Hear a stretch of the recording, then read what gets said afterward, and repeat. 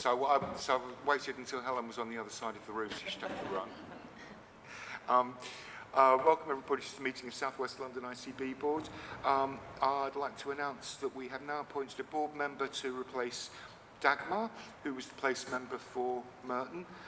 Mark Creelman, previously place member for Wandsworth, has taken on this role, and Shannon Katayo has been appointed, who's the Director of Public Health, has been appointed to the board as place member for Wandsworth. Shannon will be joining us at our next board meeting on the 15th of May. We'll give a special welcome to him at his first meeting. A reminder that the meeting is being broadcast online and recorded.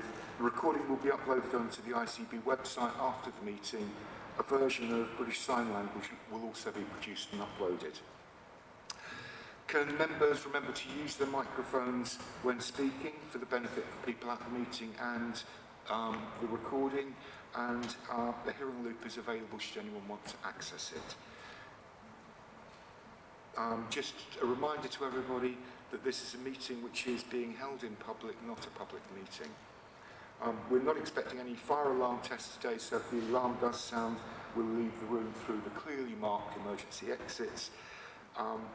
We'll do our best to avoid jargon and acronyms, but a glossary of terms is available on the ICB website, and I will try and remind people if we do enter into acronym land to explain what they are, which is always a good test for people.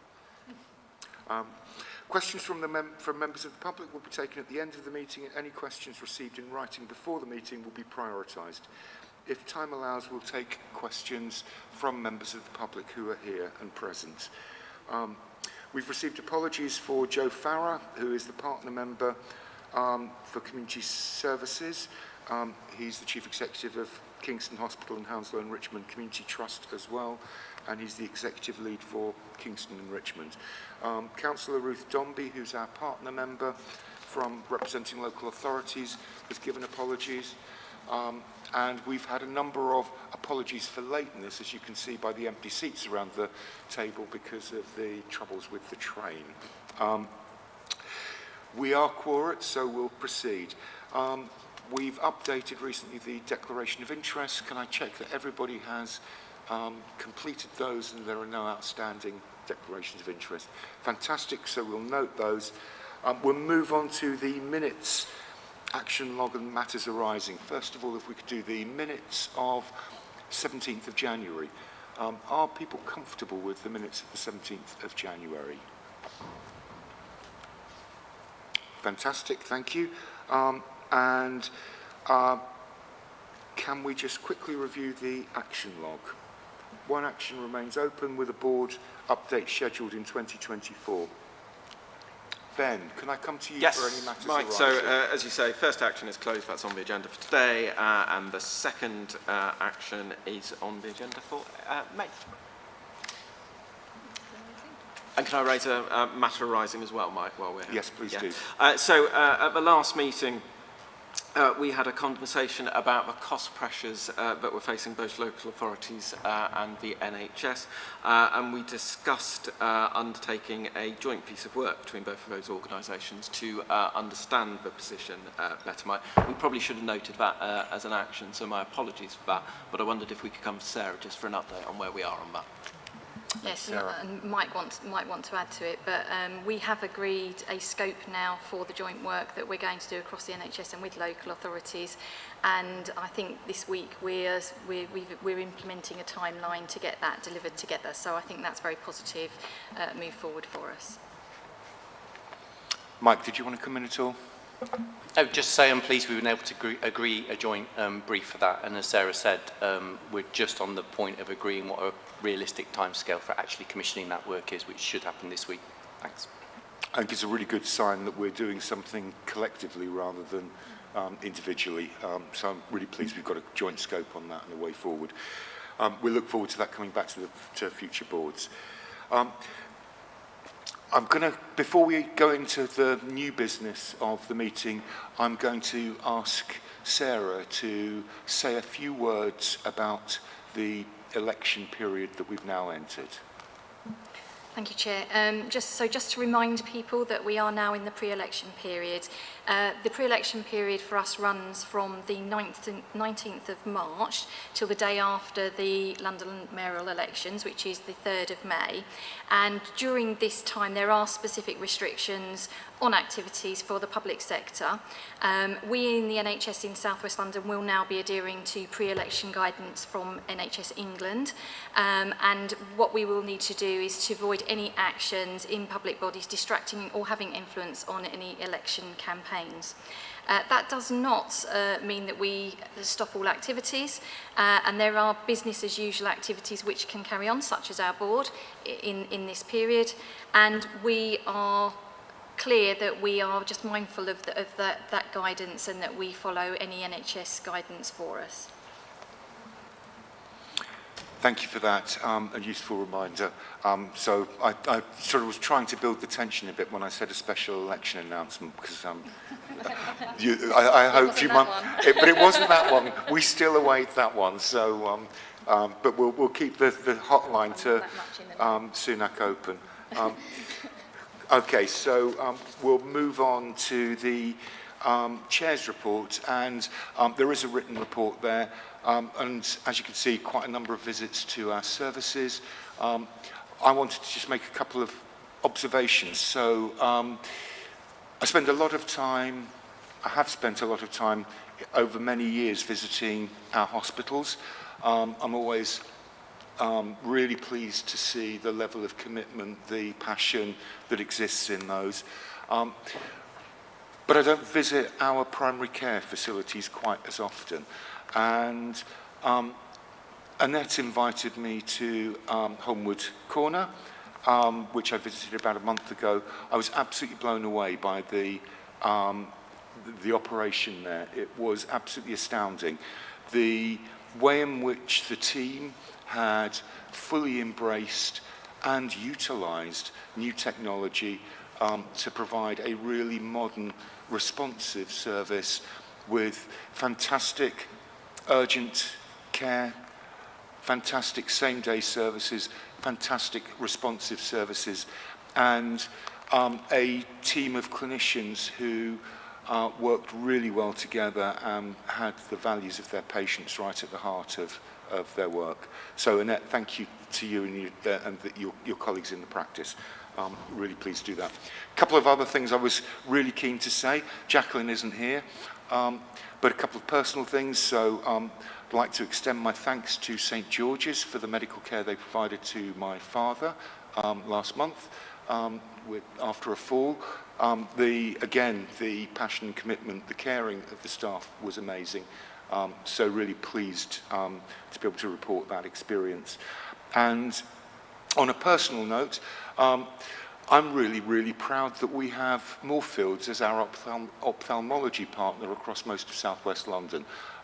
Having had an operation at Moorfields last week, the absolute excellent care, professionalness, I'm really pleased that we can offer that to all of our population in South West London too. The final thing I wanted to say is we will all have seen the comments on the news from Hester, Mr. Hester, who owns TPP, a software, a technical health tech company that operates within the NHS. I think on Monday, our NHS England Chief Executive summed up the reaction of everybody, but for the record, I would like to say South West London finds the comments racist, sexist, violent, and wholly unacceptable. And I just think it's really important that we remember that in South West London and across London, we've committed the NHS and partners to an anti-racist strategy, and we will be continuing to work towards that with all of our energy. So on that point, I will move along to agenda item 6, unless there are any questions, to John Byrne, who's going to be joined by Martin Ellis for the data strategy.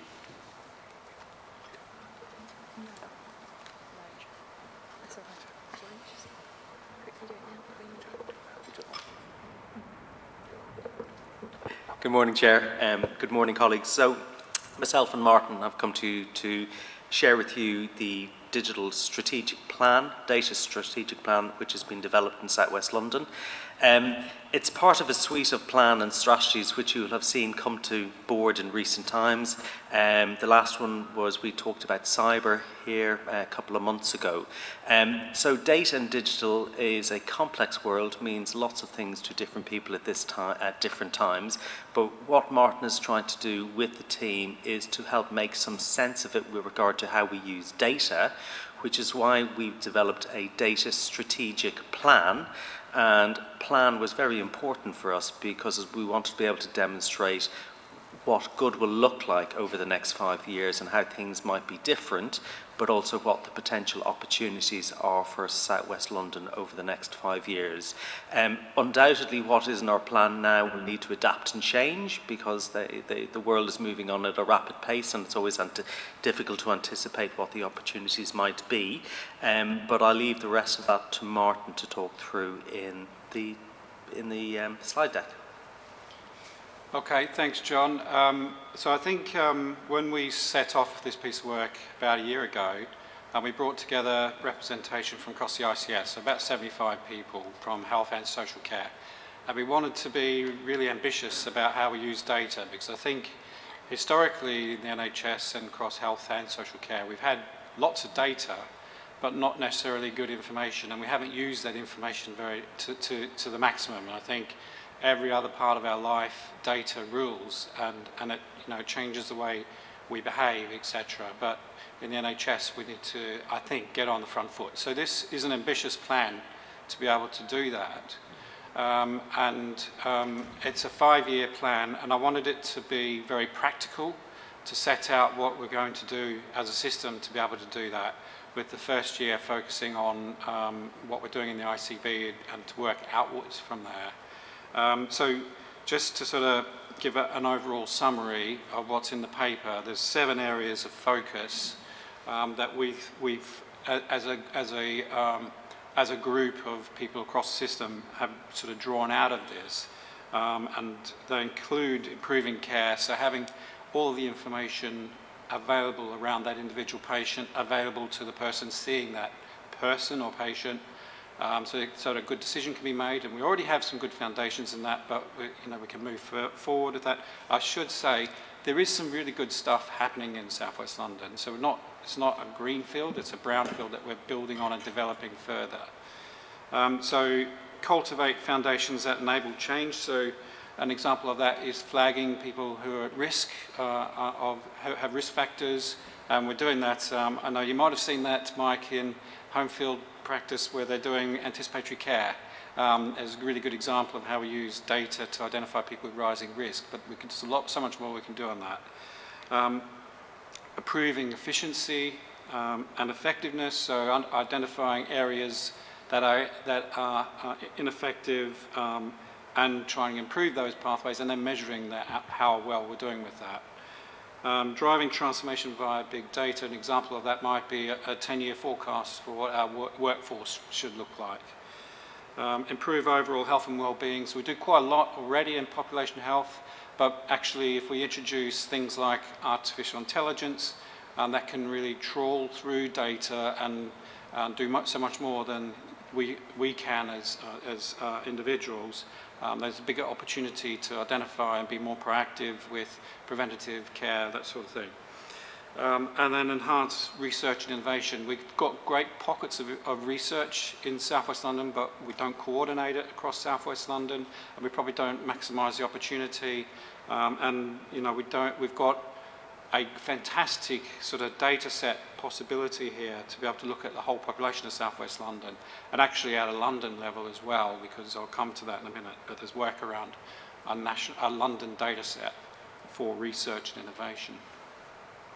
So as I said, this is a practical plan. So in the paper is a 5-year plan with a focus in the first year on what we do in the ICB, but working with system partners to be able to develop that. And they focus on optimising the analytics and data science team.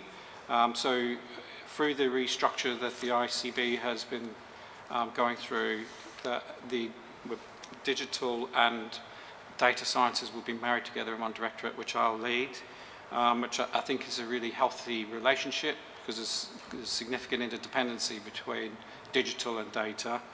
And developing that sort of as a new function is going to be critical to that. It does need leadership, so I've created a Band 9 director role to lead on data science and artificial intelligence, which is, someone described to me yesterday as a gold rush. Artificial intelligence is quite feverish out there around what people think and expect it to do, but we've got to navigate that world, I think, safely on behalf of our system. So I've created a role to lead on this piece of work and to help deliver this plan. So build a community of data specialists. There's 250 people who work in South West London in the NHS alone who have got business intelligence in their job title. So how can we bring that sort of workforce together and help drive this agenda and change this culture? And changing culture is going to be really significant. I think we've probably spent a lot of time looking backwards in the NHS. How do we start to look at the here and now with live data? And we're doing some of that through the System Control Centre. How do we start to use data to predict forward and forward plan in a better way? So there's an opportunity to do that. Data quality is really critical. I was talking to Dick earlier about the fact that we have 3 instances of Sona Millennium in southwest London in the acutes, but they're all configured differently. And the pathways are different, so you're not really measuring apples with apples completely. So we'll need to work with the likes of the clinical networks to try and align those pathways and get quality of data improved and make it easier for our staff to put data into the system. So you'll be aware Great Ormond Street are trialling generative AI. Some of you may have seen the presentation on this, which essentially records a consultation with a patient and then generates the record of that conversation. And that goes directly into the electronic patient record system, which I think is really probably a huge opportunity for healthcare going forward, that sort of technology. And when I was listening to Tim Ferriss, recently departed Director of Transformation nationally, he was saying at the moment, clinicians spend 25% of their day at a computer inputting information. And he works still in Boston, and they have this capability, and he says he spends about 5% of his day inputting data. So there's a huge opportunity for increasing the availability of clinicians through this technology going forward. But you need to do it safely, and you need to do it in an orderly manner. So you need to have really strong governance around how we introduce these technologies, how we govern data, how we use data. So whether that be information governance or whether that's introducing new technologies like AI, you need to make sure you've got a structure around how we do that. There is quite a lot of investment nationally and regionally in data environments. So those environments that hold our data. So you'll be aware of the federated data platform. Contract was awarded late last year to a company called Palantir and partners to create a federated data platform, which will in essence mean an instance of the platform at organisational level, an instance at an ICS level, and an instance at a national level. So we're on the beginning of that journey. In addition to that, London has secured investment last year of 18 million for the creation of a subnational security data environment, which will serve 3 purposes. So it'll serve the purpose of making data available for direct care, making data available for planning and performance, and then for research and innovation. So that's really exciting, and so that will mean that there will be a London data service that will have health and social care data for the population of London, and that would be a really interesting position to go forward. So that is expected to have the minimum viable product, so the foundation of that by September this year, pending the business case being agreed. And then, so essentially, with all these sort of actions, it helps us to deliver those 7 areas of focus and start to drive this agenda forward. This is an ambitious, audacious plan. I think if you're not being audacious, someone very intelligent said that to me once, that if you're not audacious, you don't make a step change. And that's what we're trying to do here with data. So the board's asked to ratify the plan and to endorse the ambition and the commitment to participate in the delivery of the plan going forward. Thank you. Martin, thanks for that overview. If I go to James, as I saw your hand go up almost immediately.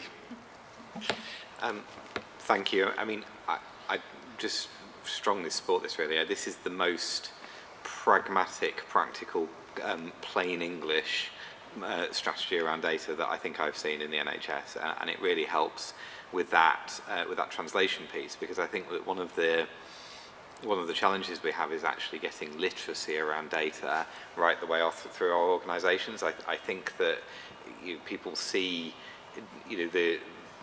the issues around data as someone else's business, and I think actually they need to be all of our business, because it increasingly influences how we work. I think my question was building on that. So we know that use of data increasingly drives how the system works at a sort of regional and a national level. So the CQC is moving to a much more data-driven way of making judgments about organisations, relying a lot less on face-to-face visits.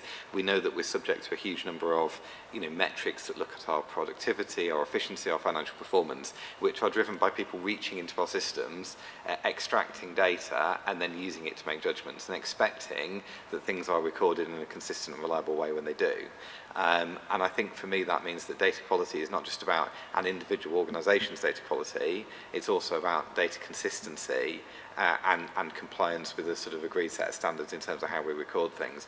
I just wondered how we pick that up within here, so that we have the right conversations particularly between BI functions, so that actually we do that well, because I think that it is increasingly important to how judgments are made about us as a system. Thank you for that. Martin, do you want to respond to that, and then I'll bring in Callie? Yeah, absolutely. Thanks, James. I think you're right. Data quality is probably one of the big challenges that we have. And I mentioned that there's 250 people who've got BI in their job title. They're basically re-engineering the data. And we want to think about how we invest in front-ending them and putting them at the front when we put data into the system, instead of having it at the back end when we pull data out. So there's better investment in getting those people at the front end. Thank you for that. Sorry, Callie. Thanks, Chair. It's great to see this, and it's really comprehensive and ambitious, so I support all the sort of general principles. I guess my question or challenge, if you like, would be, because it is so ambitious, and I know it's a 5-year plan, what I couldn't extract from this, so there's lots of building culture, building frameworks, building governance, building resource, and then there's some practical steps on the roadmap. But what I couldn't get from this is, what are the first 2 or 3 things that will make a real impact on patient care or on productivity? So in terms of the implementation of it, while there's a lot of detail here, because it's so comprehensive and because you've got a lot in here about building the framework, what I'd almost want to see in an implementation plan is, what's the one big thing that could affect our productivity, given our financial stress and strain in the ICB? What's the one thing that would make the big difference to patients in terms of their ability to access information, manipulate information, make their care easier to arrange by them, for them? And then the third one would be something on AI and transformation. So the 3 things that you judge are, what have we done to be more productive? What have we done to improve patient care and accessibility or ease of care? And what have we done that's truly transformational in terms of perhaps the AI space? So I couldn't get that from this, but that's probably a bit of a mean challenge, because you've got so much in here, and I appreciate this is the 5-year plan, but it's just moving it into what do we think is most important for us to pull off beneath the roadmap that's here. So that would be my challenge, Martin. That's a good challenge. So I think I've probably talked to a few of them. So the productivity for me is looking at the AI, the generative AI. How can AI support clinicians?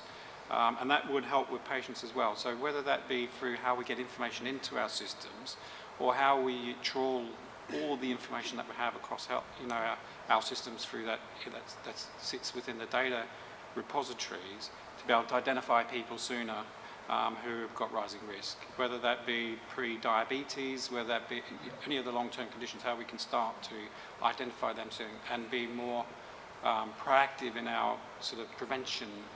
So I think that would make a difference for patients.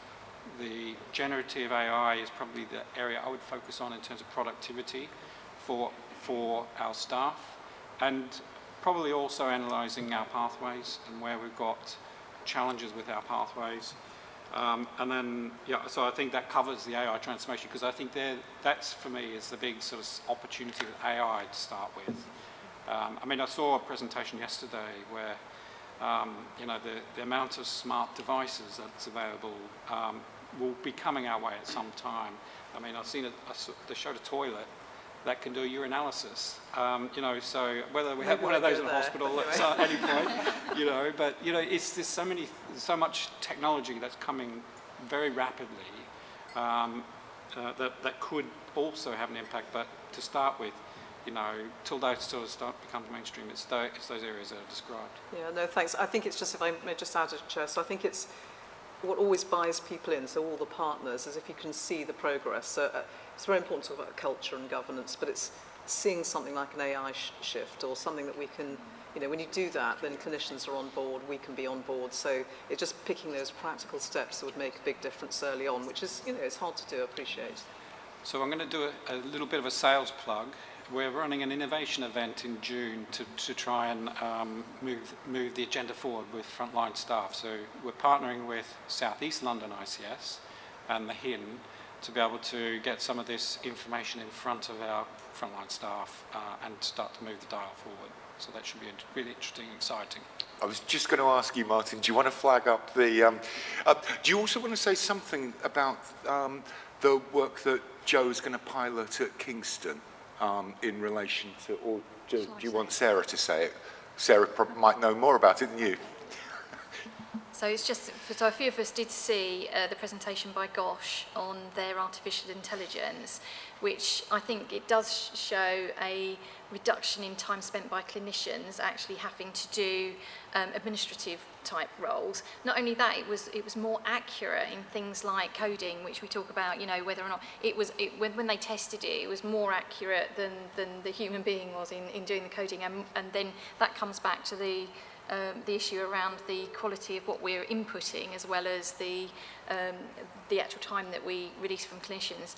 And there was an ask whether or not we had any organisations that would like to pilot something, and in South West London we have agreed that Kingston will pilot that for us. So I know that they haven't started yet, but that Kingston Hospital are in discussion with that organisation to pilot this generative AI for us in South West London, to see whether or not that's something we would like to roll out. So I think that's a positive kind of example, and how we can test in South West London whether that actually has the impact we would like.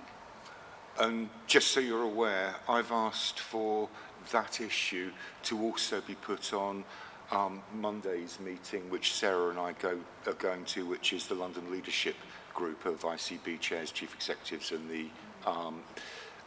the regional executive, because I think that actually we should be looking at this as a means of boosting capacity in primary care as well as the acute sector.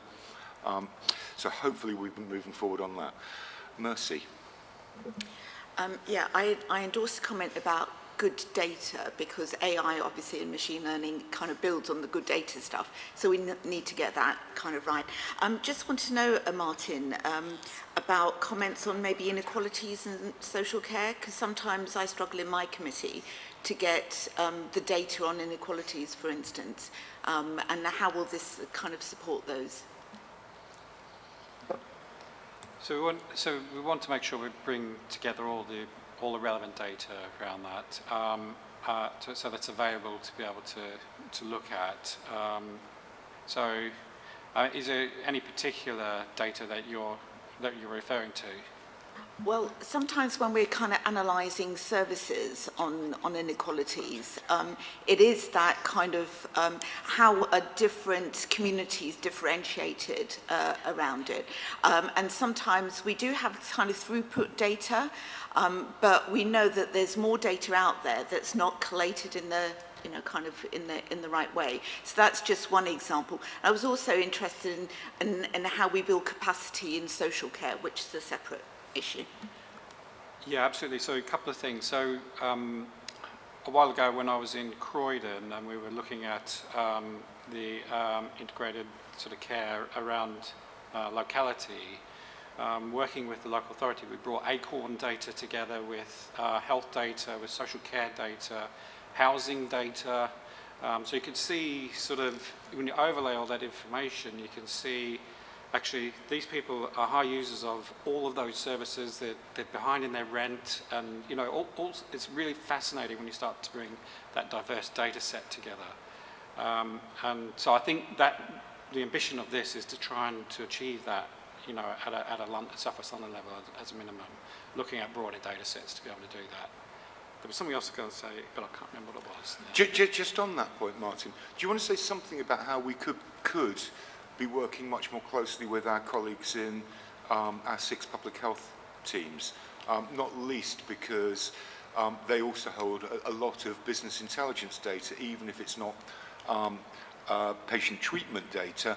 They have a huge, like ACORN, but a huge amount of resource in relation to an understanding of both the wider determinants of health, but also some of the epidemiological programs. Absolutely. So, I mean, there is already sort of a good relationship with public health colleagues in South West London, and in terms of the information that we're able to share, with the governance wrap around that.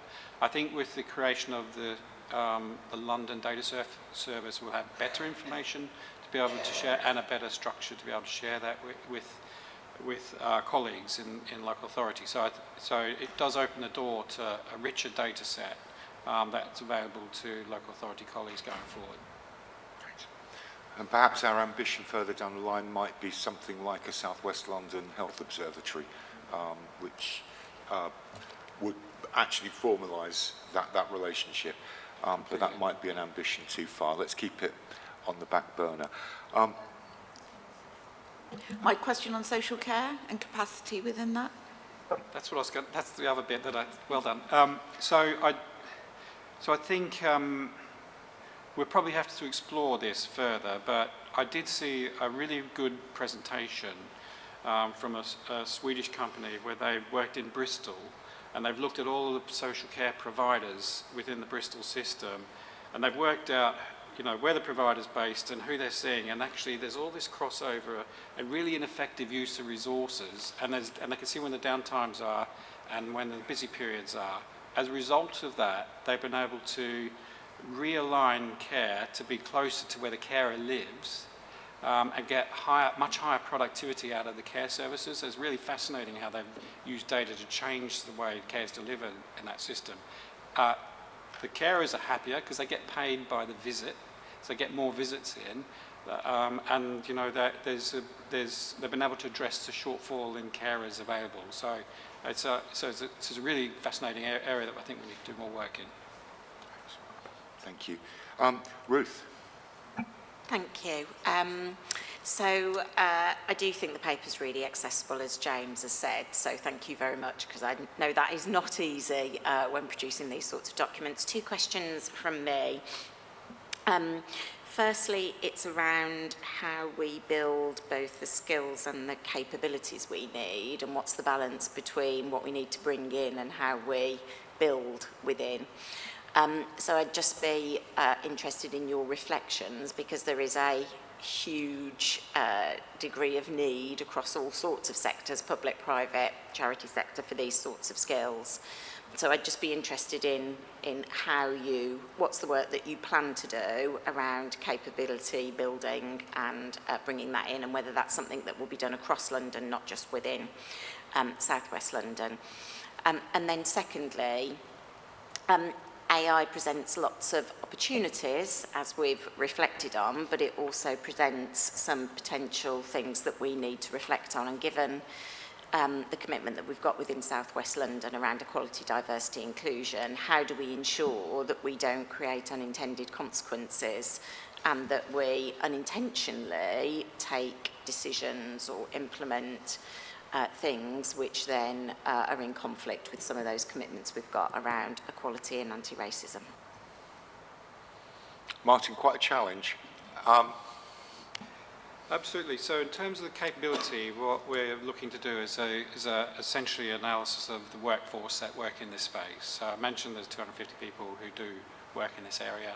So bringing together that that capability to understand what we've got and looking at gaps in development.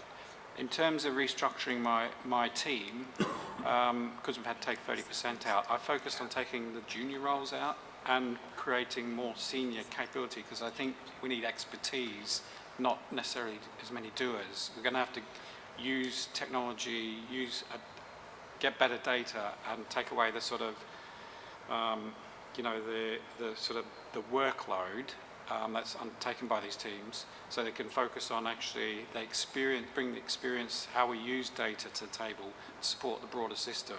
So that workforce analysis is really key to how we drive that going forward.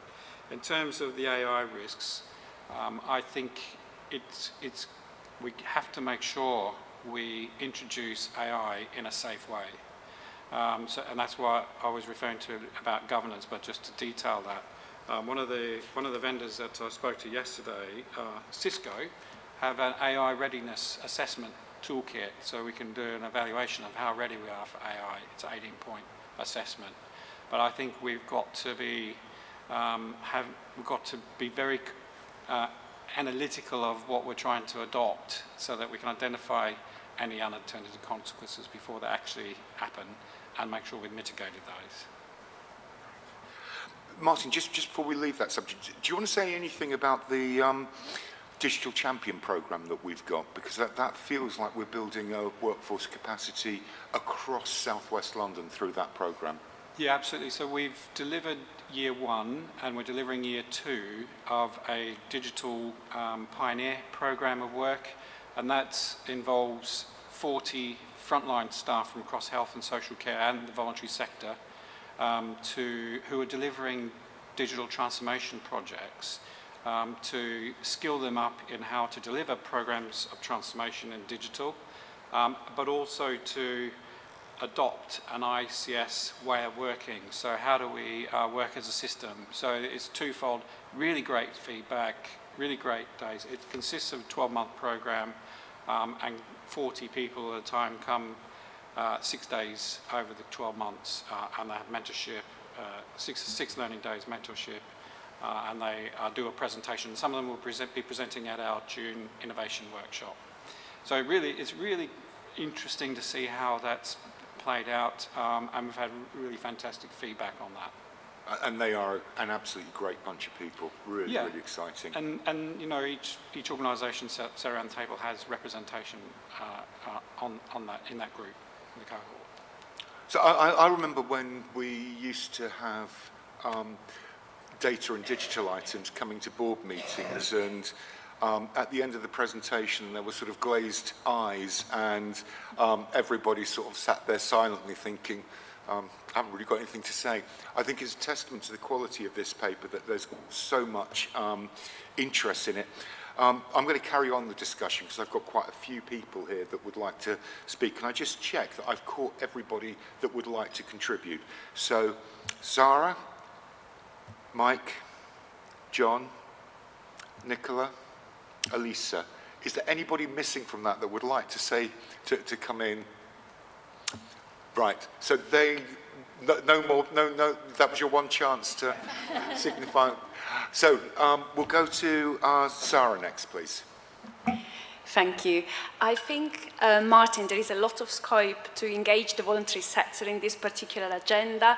So I've got quite a few questions, but I'll probably stick to the two I had, the main two. And one is, how can the voluntary sector get involved with things like the capability mapping you were mentioning, the ICS-wide network for maintaining data and skills, and the building of a community of data specialists that you were mentioning, for example, the self-serve offer to improve access to data really resonates with the sector. So how can we get involved with that? How can we get that access, the access to data? And the second point was just regarding probably more digital inclusion. And I appreciate this is a data strategy rather than a digital inclusion strategy. However, we know that we want to engage people with the digital agenda, but we don't want to run the risk of alienating and excluding older people from the agenda. So I was thinking that maybe just aligning the strategy about how the NHS is doing that would be good, just a mention about it. Sure, thanks, Sarah. And just on digital inclusion, we've had conversations, I know, in the past about that, and my team are in the process of developing it. They know that they're going to have to come to yourselves now to do that engagement and get your support to engage the public in the development of our policy, which will come back to the board for approval at the right time. So it's a work in progress, but we will certainly be looking to yourself and Alyssa to support that in the near future. So, yes, as I said, digital inclusion policy will come back here for agreement following that. Sorry, and what about where do we go to if we want the voluntary sector to be engaged in all these, ideas that you have? So we have the digital board, which oversees all of this. So we've got representation from voluntary sector on the digital board. And I will make a note to include the voluntary sector in that capability assessment. In terms of access to the data, it's dependent on what the IG sort of allows, information governance allows for sharing of information across the sector, but that's something we can look to explore. And I know there's been some conversations already around that. So I'll make a mental note to include the voluntary sector in the capability bit. But as I said, the implementation of this will be monitored through the digital board. Great, and maybe I know Charlotte is not here, but she is working on an insight bank, so trying to bring together data from across the different sectors, and she wants to put it on the ICS website, so that's maybe a way the voluntary sector can provide data through that platform. Thank you for that offer. That's helpful. Mike. Yeah, thanks. And just to say strongly welcome and support the strategy, and to reassure people who have asked questions around local authority involvement, we do feel very engaged and fully part of this process, which is great. My point is really kind of linked to the ask around showing impact early. I think one of the things we could relatively quickly do is make sure that any of the reports that come here have the relevant data that is available to inform decisions. I don't think we always do that, and I think there is a risk that we have occasional discussions about our data strategy, whereas what we really need to do is to make sure that our decisions are data informed, particularly around our priority outcomes, health inequalities, and I don't think we necessarily do that at the moment, so that's something we could change quite quickly, I think. And that's helpful, Mike. I think that's a good suggestion. Ben, if you could look to action that. John. Thank you, Chair. Just to pick up on the health inequalities point you made, Mercy, NHS England have asked us as part of our annual report to find a way through a 26-page document to capture health inequalities from a data perspective. So I'm reasonably confident that the work the BI team have been doing in the past month or so means that when you get to see the first draft of the annual report, your questions and queries and rightful concerns about health inequalities and how we consider that from a data perspective will be addressed, for the simple reason that NHS England have given us some helpful, if not long, guidance to try and consider. Can I just talk about data as a commodity, because I've been mindful, we've been talking about how we use data here for our perspectives from an organisational guise, and I think that's perfectly appropriate to do. But just to point people in the direction that Martin and I and everyone around this table understands that data belongs to us, and we just happen to share it with systems, and it's important for us as systems to be custodians and guardians of that data, but more importantly use that data with their permissions. And what we've done in designing this plan is look at what One London have said with our Citizens' Assembly, looked at some of our own feedback which we've generated through Charlotte's team, and we're really clear that our approach to data is in line with what we as citizens might think about how we should use our data and share our data, because that's a very important part of the trust piece going forward. So just want to reiterate that to people who might be watching in, that is central to one of our principles about how in South West London we will follow that sort of golden thread in terms of using people's data. It's a permission which is given to us, and we must never forget that, as opposed to it necessarily being a commodity in its own right. And finally, so there's been this challenge about can you give us an idea of an early impact? In terms of the secure data environment which is being hosted by One London, they've come up with 3 data at scale projects, and 2 of those are going to come from South West London. One from the Royal Marsden, which will be looking at early cancer diagnosis based on sort of tricky symptom analysis, and the second one is in St George's Hospital and St George's University, which is looking at diabetes and diabetes complications. And the only reason that we'll be able to do that work is because we're working as part of a One London approach and sharing data and using it in an appropriate way, which is based on improving patient care going forward. So the SSDE felt like something ethereal 18 months ago. We can now see in South West London as being part of that collaborative in London. We will see some benefit not just for our own patients and teams, but more importantly the citizens of London, because we are part of that too. So John, connected with both of those issues, one of the things that we have in South West London, we're rich in universities. We've got St George's University, and now with the partnership with City, we've got South Bank University operating in Croydon. We've got Roehampton and Kingston universities. So clearly, yes, data isn't a commodity to be traded, but it is a commodity which actually can make significant advances. How do we make sure that we're making the most out of those potential partnerships with our universities in South West London?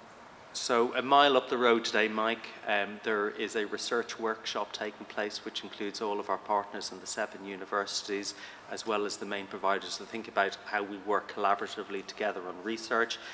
Data is a key part of that research agenda going forward, so I would hope to see some output from that in terms of what is our approach to that collaboration going forward, because actually I think in that education space there are real opportunities for us to work more closely with our colleagues in South West London than perhaps we have been hitherto for busyness reasons. Yeah. So we can build upon the foundations of having this strategy to look forward to a much more engaged approach. Absolutely. With our, it might be useful to schedule in something in relation to research and education opportunities at some later point, perhaps later in in the coming year. Thank you. So I'll move on to Nicola. Oh, thank you. I think it's really, really exciting to have this plan that, harnesses all this potential, really. And I just want to say I really like the vision, because I think if we give our people the tools that they need to do this, then they'll improve care, and that's what we want to do. I think you've encapsulated that really well, and we don't always do that with vision statements. I think it's really great. I think some of the basics really are really important. So education of our workforce and actually our residents, our population and our patients about all of this I think is important, but just to think about making some links, so with our workforce strategy, making sure that that supports the education and training that people will need, and aligning with our training hubs and other educational bodies I think is going to be kind of quite important in this. I was really pleased to see the emphasis on governance that both you and John then mentioned, because people want us to share their records but protect their privacy, and they care about it, and I think it's really important to get those two things right. And I was pleased in the introduction it talks about the ethical use of the data. I think we should visibly demonstrate that we are doing that. Health inequalities got mentioned already, I would have said that. I really support the research agenda. I think we can do so much more, actually. We don't do very much in primary care formally in this, and I would like to really align with you on that. And then finally, so this data infrastructure, it relies on our IT infrastructure to work as well. And this is not the first time I've said that. I think that we need to do more investment in that, because we get the building blocks right before we then add functionality on top of it, and that's really, really critical, especially in primary care. I'm sure elsewhere in the system too. Thank you. Nicola, really helpful comments. Martin, I'll come back to you to do a bit of a roundup of anything that you want to follow on. I'm going to go to Elisa for the last comment before going to you, and then I'll come to Sarah for some final words. Thanks, Chair. I'm going to echo everybody's comments. This is a really great report, really comprehensive and easy to read.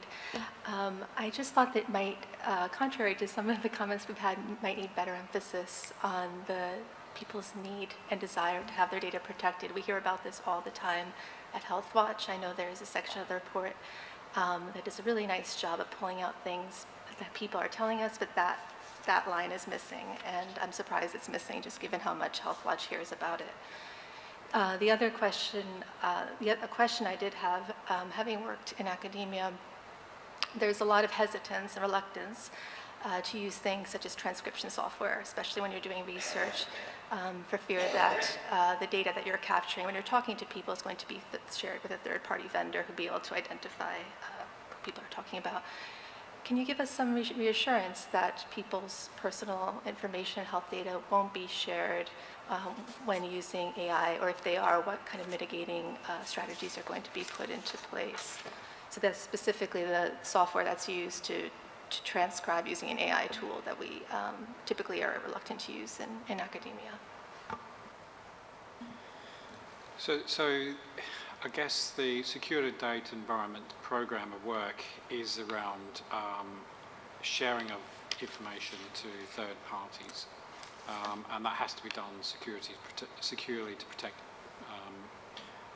privacy. So the data that will be available for access to third parties will be de-identified data, so it won't have any identifiable information in there for individuals.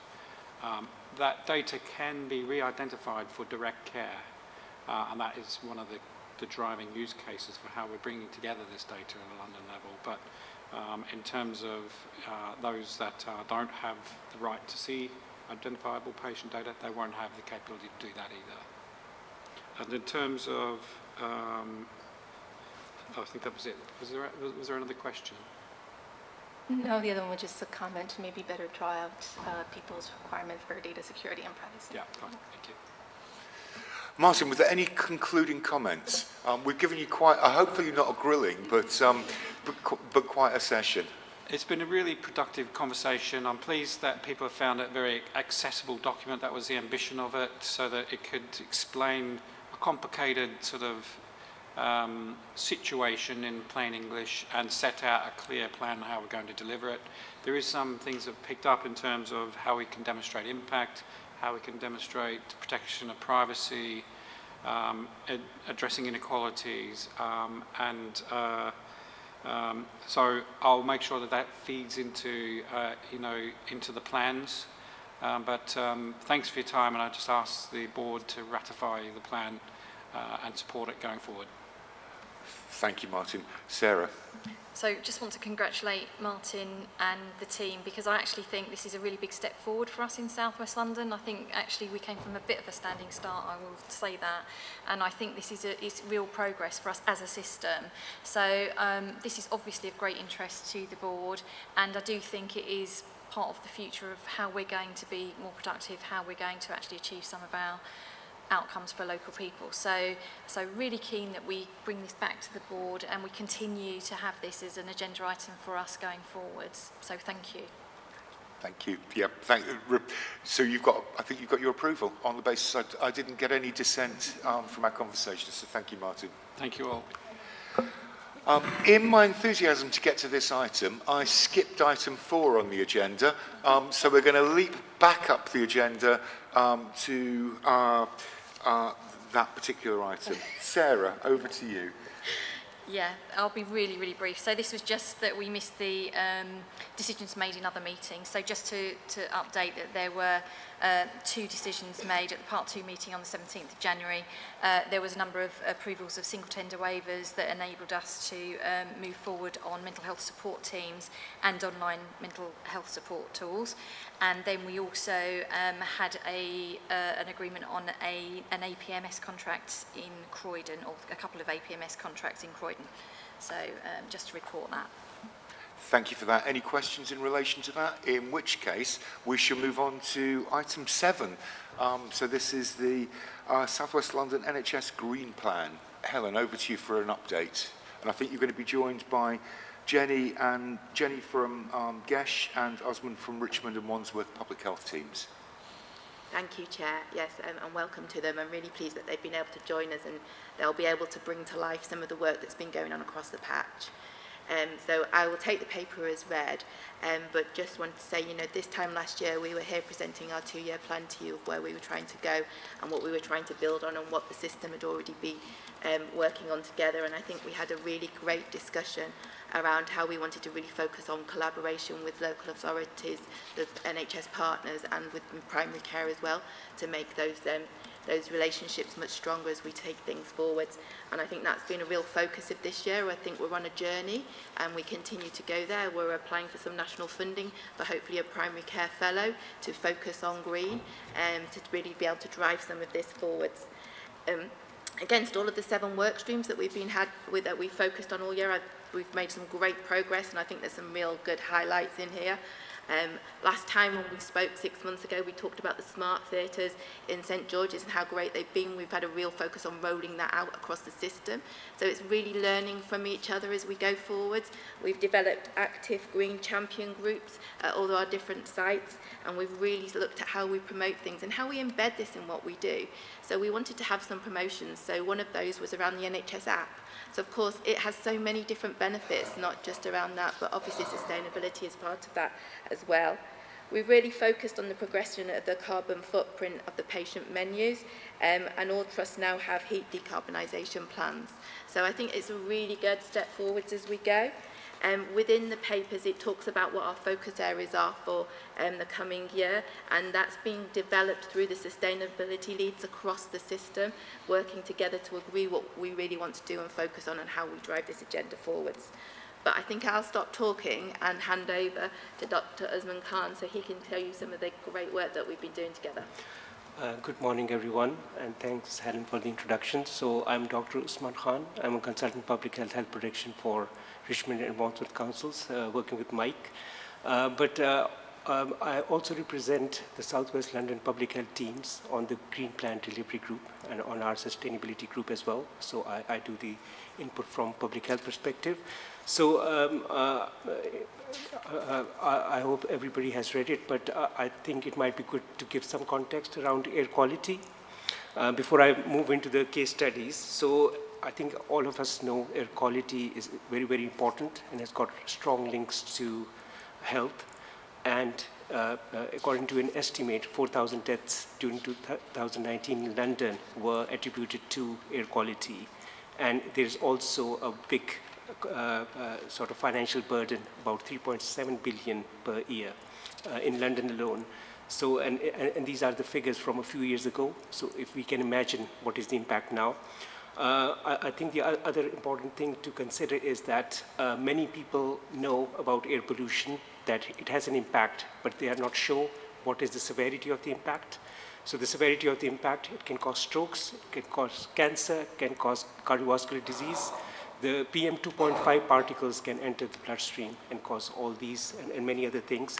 And it can impact a lot of people, the general population, but especially those who are vulnerable, children under 5, babies, pregnant women, those with long-term conditions, COPD, cardiovascular disease, and so on. So having said that, we started our work on looking at how we can embed air quality and health into whatever we do. In terms of air quality in all policies approach.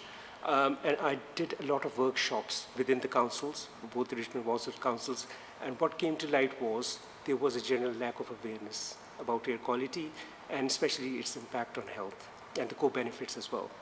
So we started looking around and seeing what was available out there to upskill our frontline staff to be able to help them, support them, but there was nothing available. To my surprise, because I thought why we should reinvent the wheel when things are available. So we then went about developing this training module, which is called the Making Every Contact Count module, which is about air quality and its impact on health. It is just a 30 minutes module, but it took us at least a year to develop. I had a GP trainee in my team who helped develop that. We interviewed clinicians, we interviewed the frontline staff in the council. We had a lot of focus groups and workshops, and we came up with that. The purpose of this MEC module is to give confidence to our frontline staff when they have got conversations with residents, with clinicians, with patients and so on. And it is pitched at clinicians as well. So our GPs, our consultants in hospitals, our social care workers and so on. So that MEC module is available and has been rolled out in the councils. And our next step is to roll it out across Southwest London. And we are talking to the Southwest London Training Hub around that. There are a few technical difficulties around sharing that module, but there's been a lot of interest, not only in Southwest London, but outside in London as well, and we've shared it across. There's another climate change and health module available as well, which we are rolling out as well at the same time, which is 30 minutes module. And as a board, I would urge you to please go away and do the module in your lunchtime, because it is the first point to just raise your awareness and to highlight why air quality is important. In terms of, as a council, as the two councils in Richmond and Wandsworth, we have done quite a lot of work on air quality. It be idling, anti-idling campaigns, no car days, clean air days. Just a few weeks ago, we worked with Jenny's team around anti-idling campaign. Yesterday, I had a very good meeting with Helen's team around what are the campaigns, air quality campaigns we can do across Southwest London. So there's a lot of appetite, there's a lot of potential that we can do things jointly. We have got our action plans, but I think we are collaborating quite a lot on that. The other thing we are doing at the moment, and it is in progress, is the behavioral insights work, which is also being carried out with a GP trainee in my team, who is going out and about asking people in the street, frontline clinicians, also hospital consultants, respiratory nurses, and so on, what is their perspective about climate change, air quality, what sort of messaging, health messaging they would like to see, and to help inform them and to protect them, the vulnerable groups and so on. So a lot of focus groups have been carried out, and this will help us inform our comm strategy across Southwest London about air quality and our health messaging. And there are some real gaps, although we see everybody knows about air pollution, air quality, but when you scratch the surface, people don't know much. So I think both these sort of case studies are work in progress with the purpose to raise awareness and to improve the impact in the communities. So I'll stop here for any questions. So before we go on to Jenny, are there any questions for Osman? We're now 9 months into ULEZ. Has that made significant impact? Have we got sort of measurable change in air quality as a result of the ultra-low emission zone? I do recall having seen a report which did show a significant impact in terms of ULEZ. It is controversial, as we know, but I think it had an impact, and quite a positive impact. And the Mayor of London has now started doing the health alerts, air quality alerts to all frontline clinicians, which is quite a significant piece of work as well. we were in the fortunate position in southwest London that all of our local authorities were supportive of ULEZ, which wasn't the case in some other parts of London. So it was less controversial here, which is very good news. Jenny, do you want to give us a spotlight on GESH? Absolutely, and thank you very much for inviting us today. So I'm Jenny Doman, I'm part of the leadership team for the Estates Facilities Division for GESH, and also part of the programme management team for our Net Zero campaign and delivery of the Green Plan for the organisation, and we're in the process of bringing those together as one as we move forward as a group. So in the paper you've got just a snapshot of some of the activities that we've taken place, and specifically around active travel, mainly around cycling, but also some information around other things that we're doing around the transport field. You'll all be very well aware that we're going through a significant piece of work around joining up non-emergency patient transport as a transformational piece of work, and efficiencies that will bring across the sector, as well as looking at alternative methods of transport and accessible transport for everybody. So we were very, very excited when we had, and you have to forgive our comms team pun of GESH on your bike. I thought that was quite clever actually. And it certainly rang a tune with everybody, but we did a significant project in June. We had some fantastic attendance. We actually got the mayor on a bike, which was amazing, and actually it generated a lot of stimulation. We have a very successful bug group, bicycle user group across the two organisations, and who have been very instrumental in helping support some of this accessible transport work we're doing. Dr. Bike continues to be significantly successful. I cannot tell you how impressed we are with the team and what they do for us in connection with the local Metropolitan Police as well around security bike marking maintenance.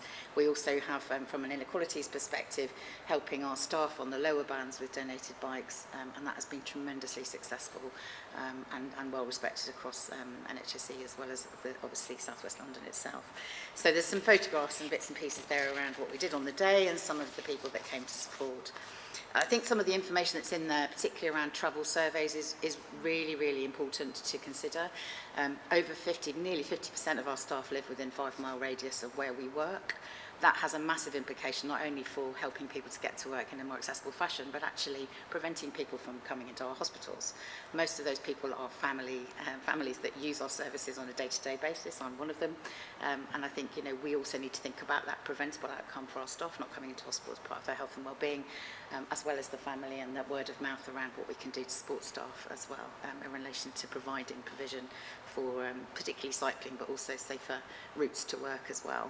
And there's some interesting statistic in there, and obviously we're working through that as part of both our Green Plan, but also our estate strategies as well as we move forward together. There are some specifics around Epsom, St Helier and St George's sites here. Again, I'm not going to go through those in great detail today, but they're there for your information. And I think some of the other things that I really just wanted to highlight to you is we're not just talking about staff, we are actually talking about patients and visitors as well. We're looking actively at how we can do secure bike storage for our patients, and obviously making sure that's done in the right way, and obviously with their consent and not putting them at risk. But equally, we do provide that provision already, but obviously there's more to do in that field. We are working really closely with the Safer Neighbourhood teams and our local authority colleagues in relation to safer walking routes.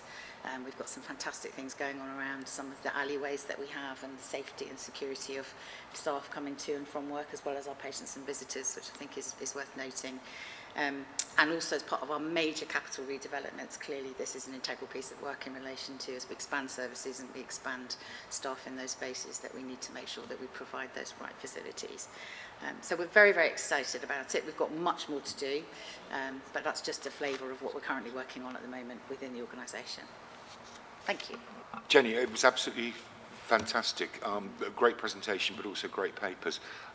One of the things that I do in one of my other roles is chair the London Chairs and Non-Executives Network on anchor and sustainability issues.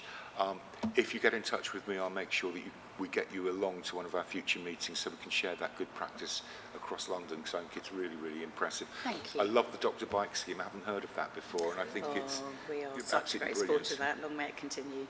And I think just to note, for other colleagues around the table, we're actually also linking with our patient partnership and engagement group as well. So we do have that element in relation to that engagement. I regularly go to that meeting and present on the Green Plan and what we're doing as well around this topic. Thank you. Fantastic, thank you. Any questions for Osman, Jenny, or indeed our executive sponsor, Helen? Sarah. Hi.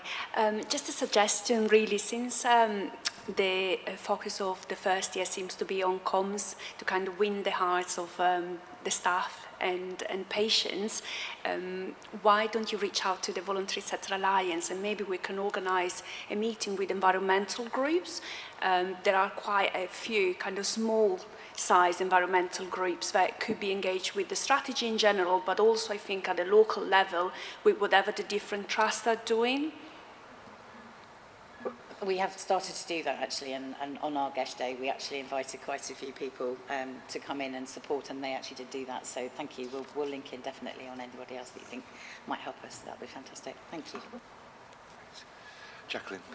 So Jenny and the team do a marvellous job, and we've linked up pretty well with Epsom and St Helier. To be honest, it didn't take, we had quite a bit enthusiastic group of staff, and that's grown quite a lot. So it didn't take much pushing, but we've really, and under Jenny and our charity actually, and thank you also to those of you who support and fund Dr. Bike, because it really does matter to staff that we do that. And I can't tell you how many more bike racks we've now got at St George's compared to 7 years ago when I started. I think one of the areas that I have failed miserably to engage on is our district nurses, who really can't see that getting on a bike is the right thing to do.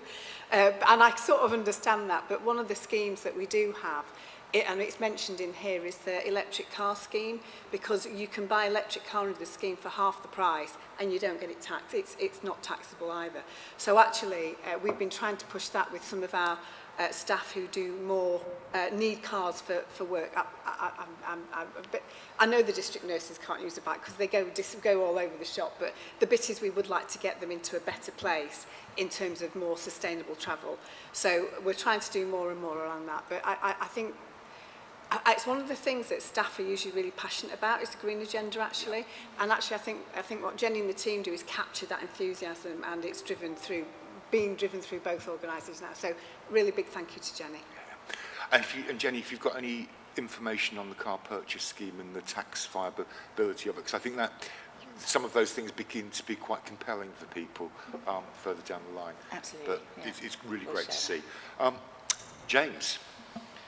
Thank you. And this is something that we're really actively engaged in. I think one of the things that I've found quite interesting over the last couple of years, as we continue to refurbish and develop our existing sites and also thinking about building a new hospital, is the impact of how we build and run hospitals and the impact it has on our carbon footprint.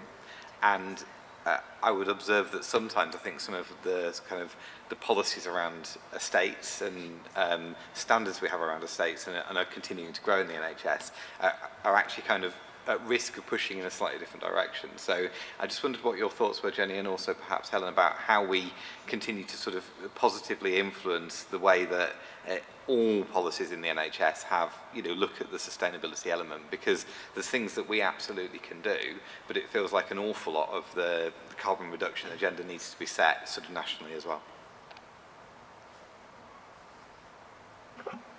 Helen, do you want to go first? Yeah. So obviously we're working with the national team around that agenda and their direction of travel and what we do that.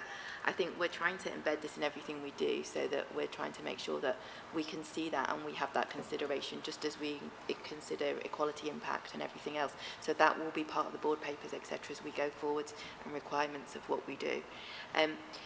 It's an interesting one, isn't it? Because it is a bit left hand and right hand on some of these things, and I think that's going to be down to us to try and pull it together, maybe more than the national team. Thank you. Matthew.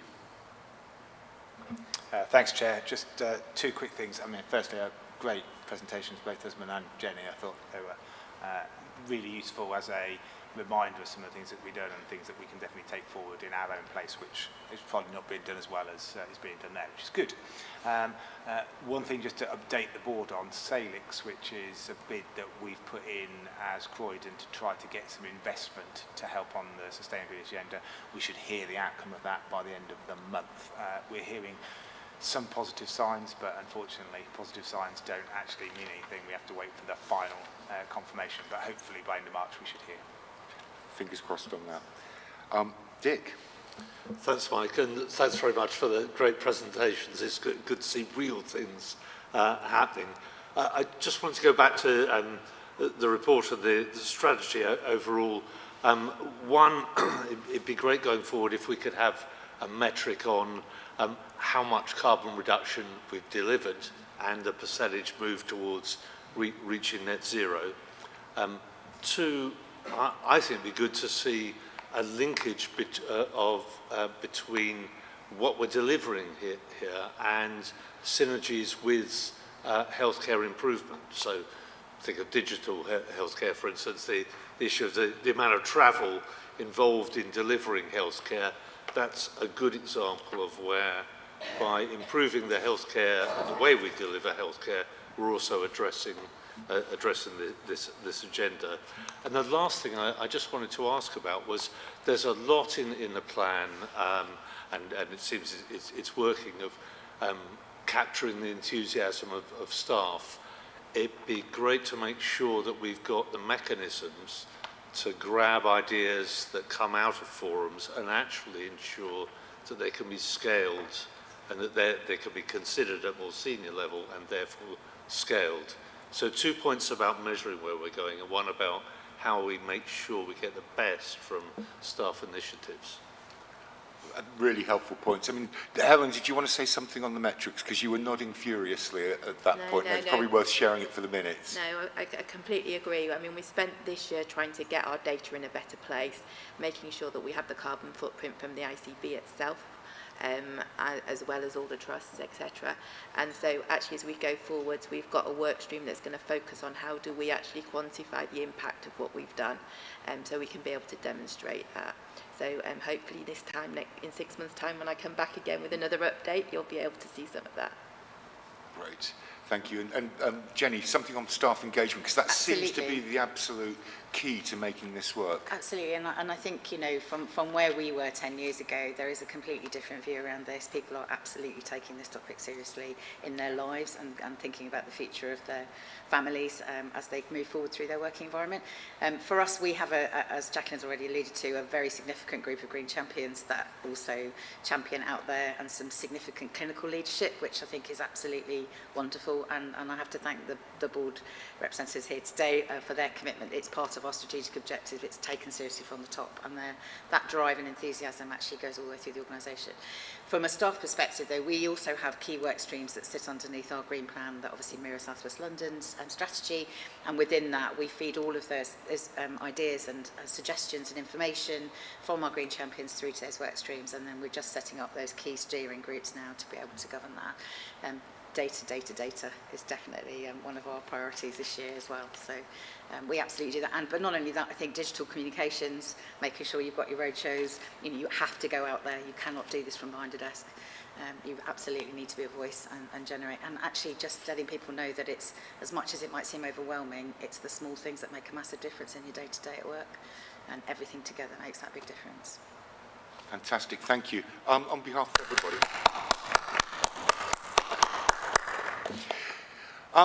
Remarkably, after two, I think, really full and stimulating discussions, we're only 5 minutes behind schedule. So we are going to take a 10-minute break at this point. We'll reconvene at past. So welcome back, and we're going to go straight to item 8. Helen is going to make our capital plan as exciting as the last two items. So, Helen, over to you. Yeah, thanks. I'll take the paper as read. So in the NHS, we receive a capital allocation down to the system based on the depreciation experienced by the NHS trusts across the system. And this is mainly used for backlog maintenance and critical infrastructure works, but also investments, obviously, in digital and other items as well. And so we have been looking at what that investment needs to be, recognising the state of our estates and our infrastructure strategy and where we want to go, and where we're going to go forwards. We also have opportunities to put ourselves forward for national funding for specific programmes of work where we have been successful in the past, and we also receive a separate small amount of money related to primary care and investment in primary care infrastructure going forwards, although that actually is governed by NHS England processes. So the 10-year plan that is within the pack has been developed through the capital investment group that we have at a South West London level and reviewed by the finance and planning group. And so that is made up of those 3 different types of spend. Obviously there are other opportunities from such as charity funding, the Salix funding that Matthew talked about earlier, and opportunities when we work closely with the local authorities that are outside of this plan. But what we try to do here as a system is extend out the original 5-year rolling plan that we were working to a 10-year rolling plan, recognising that we had a lot of programmes of work that had been prioritised already, and the timings of those were really important that we looked at where they are. It's really important as well in the NHS that we try and balance our asset sales alongside our investments so that we don't mismatch the income and the budgets as we go forwards, and so there's been a big piece of work to do that. So as an outcome, what you see within this plan is the 10 years forward programme that we will review on an annual basis as we go forwards. At the moment, we only have an allocation for the coming financial year because the next set of CDAL allocations will be issued after the spending review. So this is based on what we are currently getting, so that may well change. But within it, it has, for the first year, a local investment of £121 million, £75 million worth of national schemes, and £2.6 million in relation to primary care that is allocated to us. The risks within the plan are around the timing of the sales and spends, as I've just said. Obviously, the low primary care funding, and what we're trying to do with that to make better use of it is trying to change the way we work with NHS England so we make it much more productive and we can make sure that we definitely use it for the right things in the best places to address the issues across the system. And we'll continue to develop that as we go. And then obviously the ever-increasing inflation that we've seen in construction, which has obviously made it more difficult to deliver programmes of work. Also, as a requirement from when we became an ICB, we are now required on an annual basis by the 31st of March to publish the plan for the following year. And so within this pack is the draft of what that publication would be that we would put up by the 31st of March. I'm happy to take any questions. Helen, thank you for that. Probably worth saying CDEL is capital departmental expenditure limits, which is held by the Department of Health and Social Care, that will be reset. We've been alerted to the fact there will be a spending review announcement likely to be in October, which will set the public expenditure for the next 3 years, notionally on the basis that an election happens in that period and therefore will probably get rewritten subsequent to an election. So thank you for that. I think that the paper stands. It's a good summary. It's clearly a good amount of work. I'm a little concerned that we're still prioritising intensive treatment unit expansion within the capital plan. I think that might just be reflecting the investment decision we've made with regard to Kingston rather than further expansion. Is that correct, Helen? Thank you.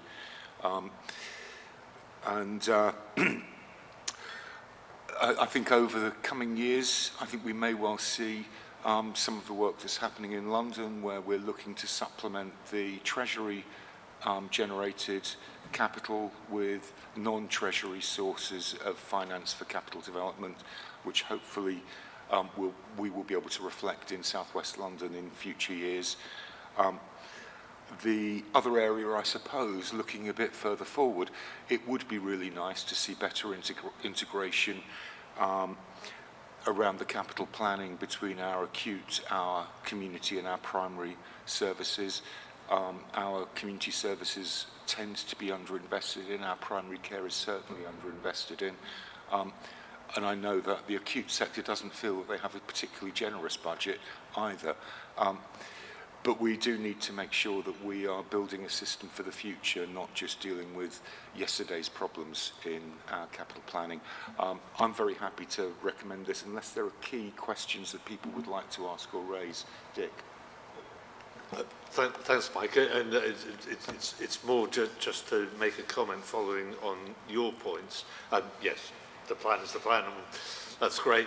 And I think it's the infrastructure strategy which is probably the opportunity to think more creatively. But like you, it seems to me that we do need to have more grip over our ability to use, in particular, the primary care estate as a way to lever change in our approach to healthcare and its effectiveness. It's primary care investment that is least controllable, given the number of different routes to finding the money. And it does seem to me it's worth us thinking as a system about, could we do that better? And continuing a conversation from the Finance Committee, I'm conscious that some efforts along those lines have been made in North Central London, where some of the data suggests that larger primary care estate can help with reduction in A&E pressure and actually reduce cost pressures. And in that case, there's in principle agreement from trusts to put up some money to help accelerate the primary care estate development. It seems to be ideas like that, maybe that one doesn't work in South West London, but ideas like that are things that we ought to grab, because we need more control over the way in which we allocate our capital funds if we're to get any real strategic grip. So I just wanted to highlight that for the future. Dick, I think that's helpful. I mean, we have made a strategic decision as a board to try and move towards an inflection point over the medium term where we're spending considerably more on preventative and anticipatory healthcare. We need to make sure that we're building an estate which is fit to deliver that aspiration, as well as the transfer of resource over time. Callie. Thanks, Chair. I appreciate this is a focus for 4-5 and then a sort of longer term view, but there are a couple of fairly major capital developments at the Marsden I just want to put on record. I know Helen will be aware of them, but the first is that given the decision about the children's service and the relocation of that service, we have an almost, well, it's 10 years old, a children's unit on our Sutton site that could be redeveloped for other South West London and other use, but we would need capital to do that. It only opened in 2011 because we were asked to take over more activity down to the South Coast, so if that is genuinely moving by October 26, we just need to think about asking National for some flexibility to convert that for use for the benefit of South West London patients for some other use. That's the first one. The second is a much more major one. It is on the Chelsea side, but we are part of South West London as the Marsden, as you know, Chair. And we have severe capacity constraints. We cannot treat all the people who need to come to us for specialised cancer treatment. We're in a sort of, we've done our best to renovate behind the Victorian facade, but we have a major scheme due to go to REBA stage 3. So not quite as major probably as Jacqueline's on the Sutton site, but we'll be proceeding to REBA stage 3 this summer. And that is to create a sort of 50% increase in capacity on the Chelsea site. 70% would be charitably funded, just like the Oak Centre at Sutton. That's the plan. But we need to ask for national flexibility on CDEL for the NHS part. So it's very important that we're able to provide that capacity for patients in the medium term. So they're not for here and now, for 4-5, Helen, but I just wanted to mention both those two things. Thank you. Callie, thank you for that. And I think the first point is really important to make in terms of making sure that we utilise all of our assets fully, and that we look at our capital programme on the basis of some of our underutilised assets to direct them, direct resources where need be. I'm also thinking of the Queen Mary site in Roehampton.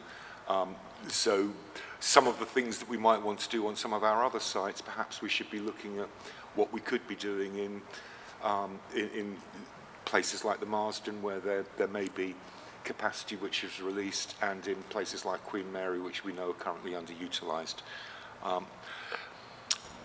Helen, did you want to come back on that before I go to Mike? Thank you. So I was aware of them, so we will pay them into the planning processes as we continue to go forwards. I think you're completely right. As part of the infrastructure strategy and as part of some of the work we've been doing at the ICB through our South West London Estates group, we are looking at where those voids are and what we could do to utilise them better to get best use of that. And actually by working together across the system, understand how we can better use them together. So I think it's going to be a key part of our strategy as we go forwards. Great, thank you. Mike? Yeah, it was just to ask whether there's any local authority representation on the capital investment group, and if not, would it be helpful to identify someone? We don't at the moment, but we could, it might be worth having a conversation offline just to see how that could help. Thank you, Mike. I think it's a good idea. Thank you. I think we're approving the rolling plan. We're approving the draft publication, and we're delegating the finalisation of the document to yourself, Helen. I think you've got assent for those. Thank you. We'll move on to the joint forward plan, and Karen, over to you. Thank you, Chair. So the board will be aware that we produced our first 5-year plan last year. We as a board said that we would review not only what we achieved in year one, but also then think about the focus for the plans as we moved forward. What you have in front of you is the year one review of the joint forward plan. It identifies a number of things within the document. It updates our strategic priorities. It gives a snapshot of successes both through the South West London programmes, but also some of the successes that have been seen at place partnerships. It outlines our actions for 24-25, but also gives headlines for those years beyond that.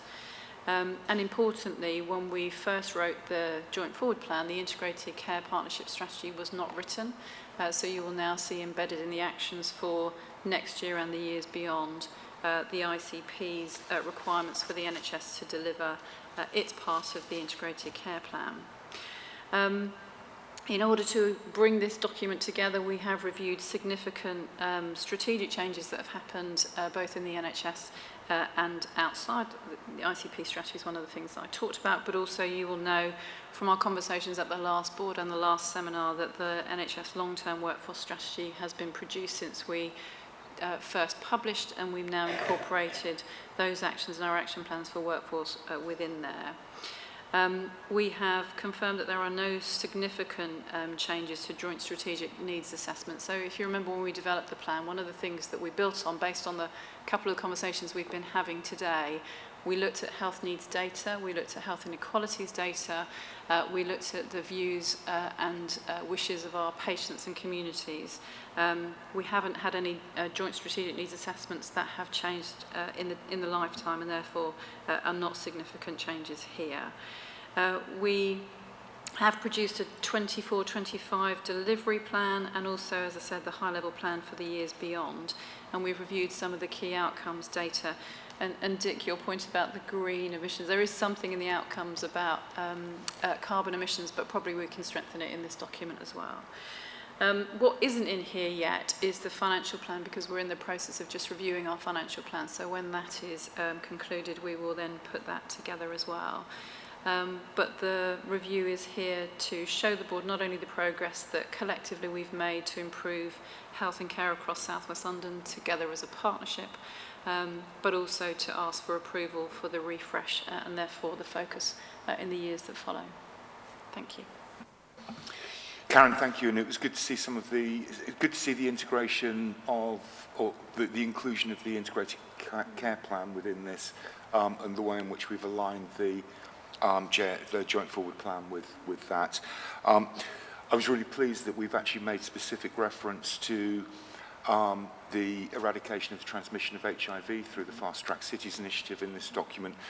The one area which I couldn't find, which I think we've sort of committed to doing something on, but we don't quite know what, is women's health. And I didn't see a reference to it. And I think we have got an emerging commitment around Women's Health Hub, etc. We haven't had the seminar yet, but we will do, and therefore it will be some work that we probably need to bring forth. That was the only thing that I couldn't find in there. But But a great piece of work. And good to see the progress. And it was really nice to see the reports both at South West London level, but also the place reports about some of the things that we have done in the past 12 months. Are there any other comments or questions for Karen? In which case, I think we're approving the refresh of the Joint Forward Plan. So thank you all very much. Oh, exciting. We've got terms of reference now. So, Dick, we'll go to you for the terms of reference of the Finance and Planning Committee. I have no joke for you, I'm afraid, Chair. So you'll see that we have tidied up and tightened up a few components of membership and quorum, basically to make sure that we both have a meeting and that it's properly scrutinised in an independent manner. The only thing I'd add beyond seeking the board's approval for this is just to say that there's still that issue of trying to find a constructive way to have more of our partners involved in the Finance Committee, and I think that may touch on the resource to think about initiatives, to write up and investigate initiatives. That's not really terms of reference, though. That's supporting the process and trying to get as much of it as much as we can out of the process. That said, these are good improvements and part of an incremental journey. Thank you, Dick. And Ben, from an assurance point of view, I know that you've been working with Dick and the committee on updating these, but probably worth something for the minutes which says your confidence in the terms of reference from a board assurance point of view. Sure, thanks Mike, and yes, I am indeed. As the board will know, every year we do a review of our terms of reference and also committee effectiveness as well, so all of the board members have had questionnaires recently about how well the committees are working and any changes we could make to those, and that, or these terms of reference reflect that, and indeed Mercy will come on to, we've made some more substantive changes to the Quality and Oversight, now the Quality and Performance Committee, reflecting some of the changes we think need to be made in that just to make it more effective and efficient. Great. Thank you for that, Ben, and a good introduction into Mercy. Yes, I mean, the first thing to note, I think, is the change of name, which is now going to be Quality and Performance Oversight Committee. I think most of the changes that we're implementing won't probably affect the context of what's discussed at committee, but really how we do it. So it's really about kind of improvements and efficiencies and clarity, I think, in the purpose of the committee, but also how we actually carry out, you know, kind of how we're scrutinising and discussing and doing those deep dives for you. So the way we're doing it, we will be doing it, is actually looking at quality and performance on different parts of the agenda and being clear who's in attendance at those different parts as well. Obviously, over the last year, both had the Chief Exec and the Chair come to committee, and that's been useful to get kind of your views as well about how things are kind of the way we kind of run it. So I don't really think they're huge changes apart from, I think, the choreography of it, really.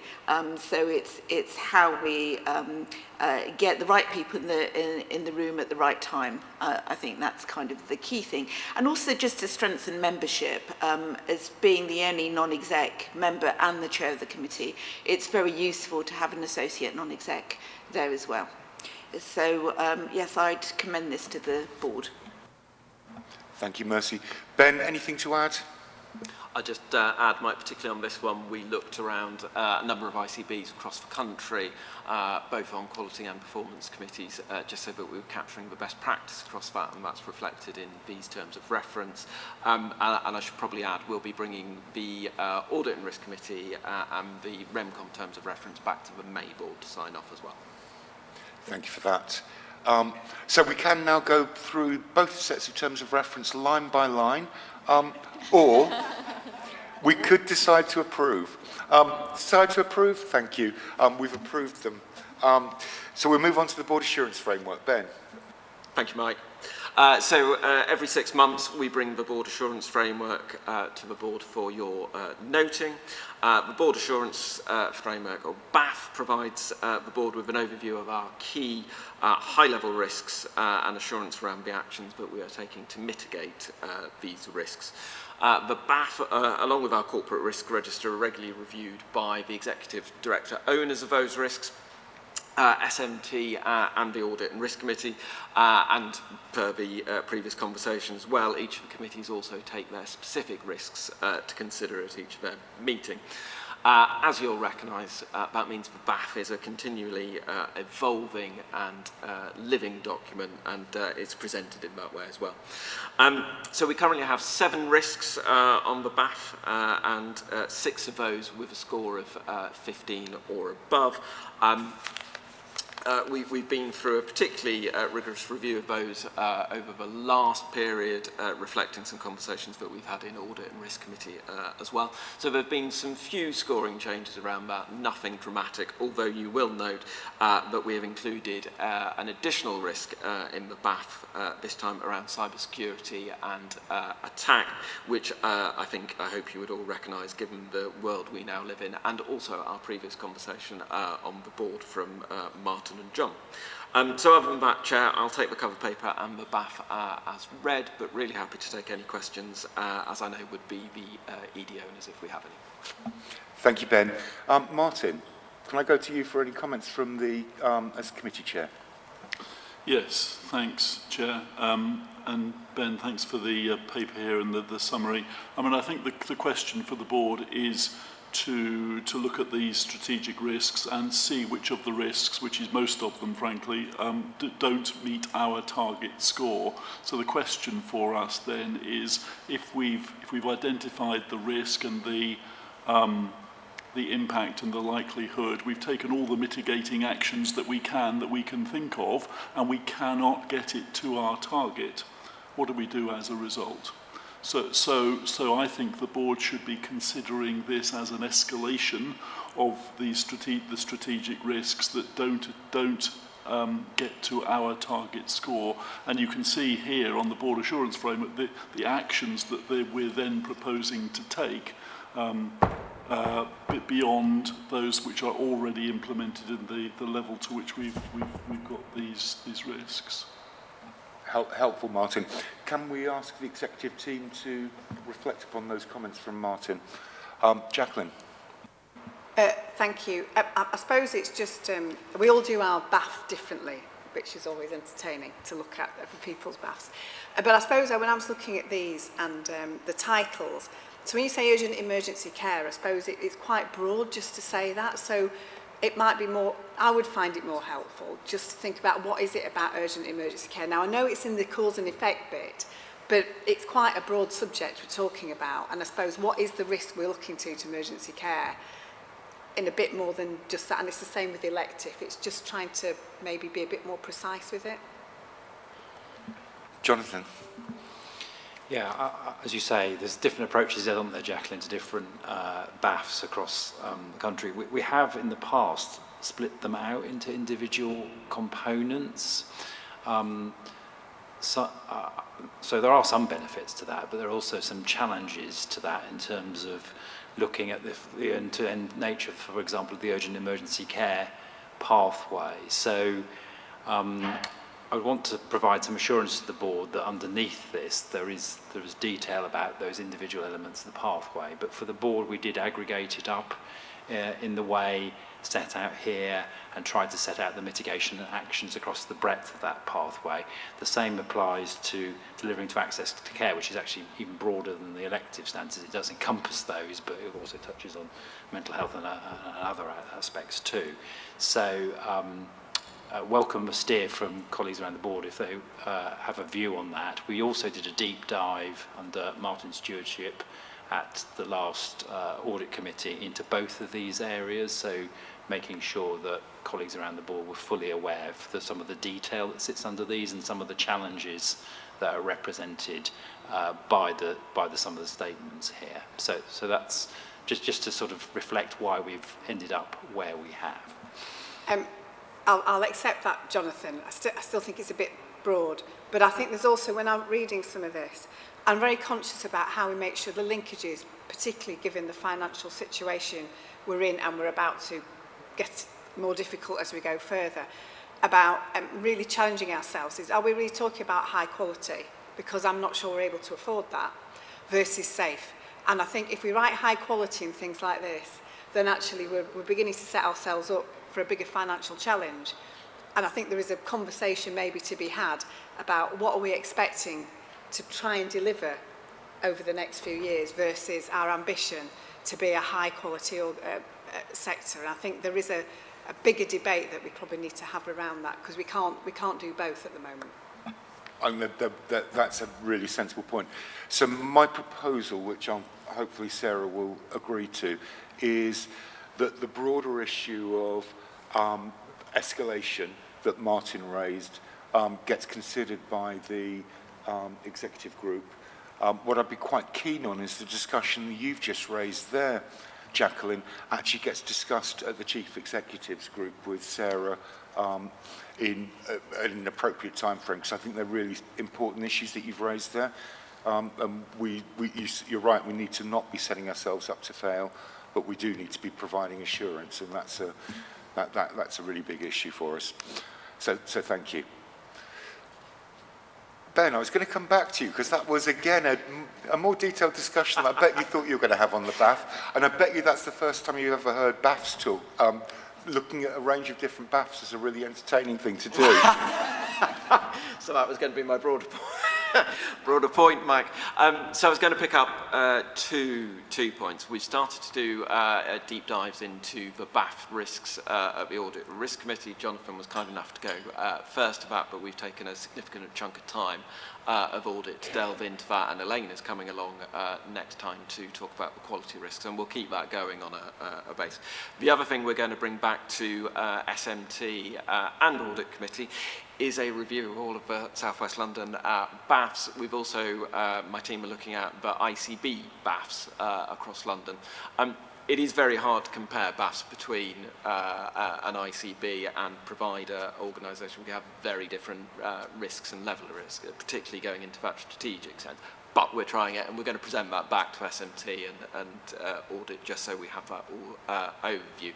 And then the check back with ICBs across London and actually around our borders a bit, just to make sure that we haven't missed anything and that we feel like there will be differences, obviously, but we're all considering broadly the same things, and we don't think we're massively out of kilter. Thanks for that, Ben. So we'll note the Board Assurance Framework Report and note the additional actions that will be taken subsequently. We now move on to the South West London Integrated Care Partnership update. This is normally delivered by Ruth Dombey, my co-chair on the ICP. She's not with us today and has given her apologies. So I'll do a very brief introduction. We met on the 24th of January, had two in-depth discussions, one on healthy weight, which was, I think, a really interesting discussion looking at the different contributions different parts of the partnership could make to achieving that. And we had a very good discussion on anti-racism, South West London's commitment, and actually what that meant in practice. We also received a report signalling the two investment funds that are run by the ICP. And I'm wondering if at this point I could bring in John just to give us some highlights from the two funds. So, Chair, I'll just stick initially to Health Inequalities Fund, which sits within my bailiwick. So just to say we've discussed this at ICP and ICB, and that particularly for the voluntary sector there were certain anxieties about getting the funding out. And I'm happy to confirm and reiterate that that has moved along nicely, and that where any blocks were coming from our perspective, I think we've managed to overcome those.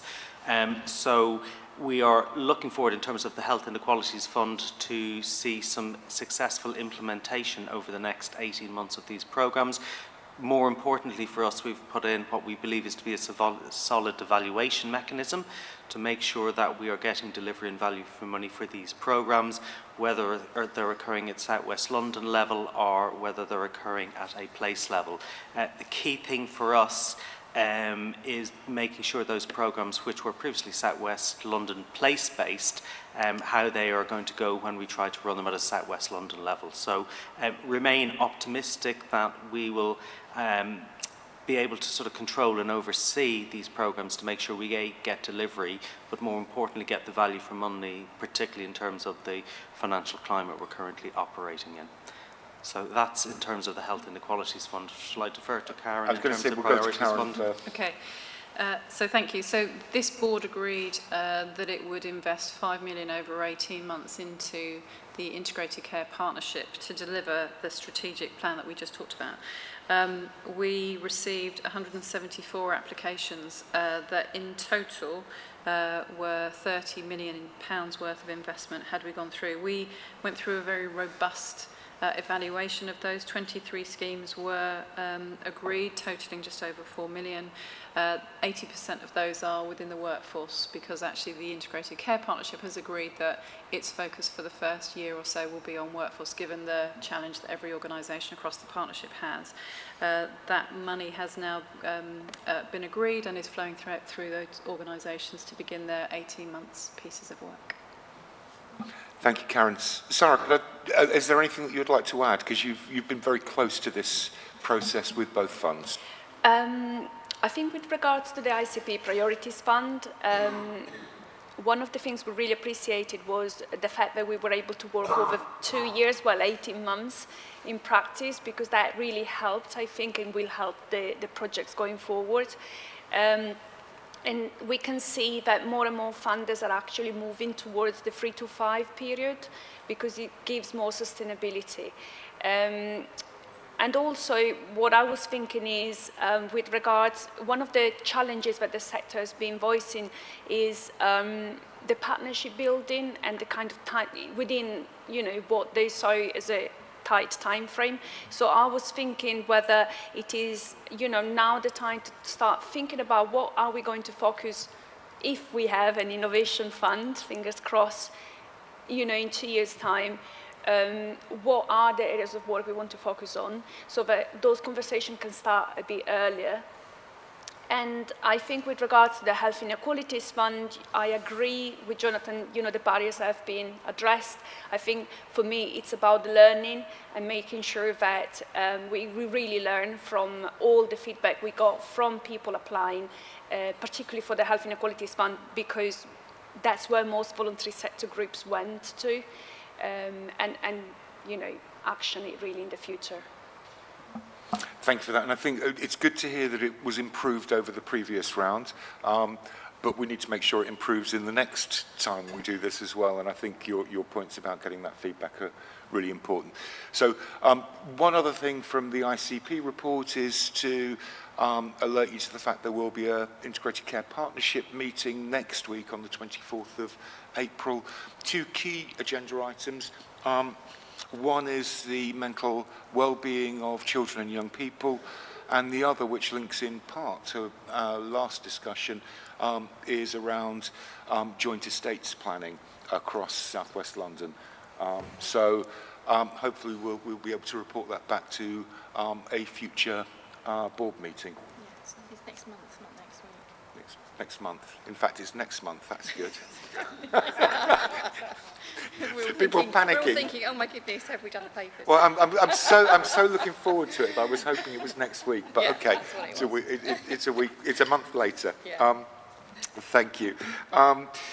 We'll now move on to our board committee updates and reports. And Dick, if we could go to you first of all as the chair of the Finance and Planning Committee, and if you could then hand across to Helen as the executive. Thanks very much, Mike. Yes, just briefly, we met 3 weeks ago, 27th of February, discussed the capital plan and green plan that are on today's agenda, had an extremely helpful deep dive from the Acute Care Collaborative, wherein we did discuss how the potential to use some health inequalities metrics in thinking about initiatives going forwards, which seemed a constructive issue. Issues of finance and our need to raise our recurrent savings and its implications for next year also came up. Thank you. Helen. Thank you. I think, first of all, I'm going to apologise for the complexity of NHS finances this year. I will take the month 10 paper as read, but I just really want to highlight, recognising we're a week away from the end of the year, that at the time of writing the paper, we obviously had experienced industrial action in December and January, and actually action was planned for February. So we were trying to forecast what the impact of that action would be. Obviously now we can see that. So we have updated our position in line with that. Also, we have received additional industrial action funding from NHS England to offset that impact, as well as having our allocation updated in line with NHS England's policy to distribute the funding across the NHS to put it into balance. So we're one of the systems that have received the funding to put our plan to balance. Over and above that, we've received permission from NHS England to distribute the inflation funding that was being held at the ICB in line with what we wrote in the paper. And so that means that we are in line for delivering our plan at this moment in time and will continue to work to do so. I just wanted to also highlight from a capital perspective, you can see in the pack that we are behind on our capital, but we've been working very closely with all of the system to ensure that we maximise the use of that in the year. Thank you. Any questions in relation to the finances? I imagine anybody that's on this board from within the NHS probably wants to avoid talking about finance. This being one meeting where you don't want to talk about it in too much detail because we are in the middle of the planning round and it's fairly intense. Did you want to say anything about planning and the processes, Helen? Yeah, so the NHS planning process started in earnest in January, although we're still awaiting the final guidance. And we have put in two submissions, well, one submission so far and another one is due this week. There are a number of national meetings being held with ICBs across the country to understand the position and the planning and the impact of inflation and what we're doing and how we're going to take things forwards. Since the budget was issued, some of the guidance or metrics have been updated and reissued out to us. So we will continue to work on that basis. The final submission is due at the beginning of May. So obviously we'll want to work with you and have a conversation in April around the more detail, particularly when we have the guidance. Great. Thank you.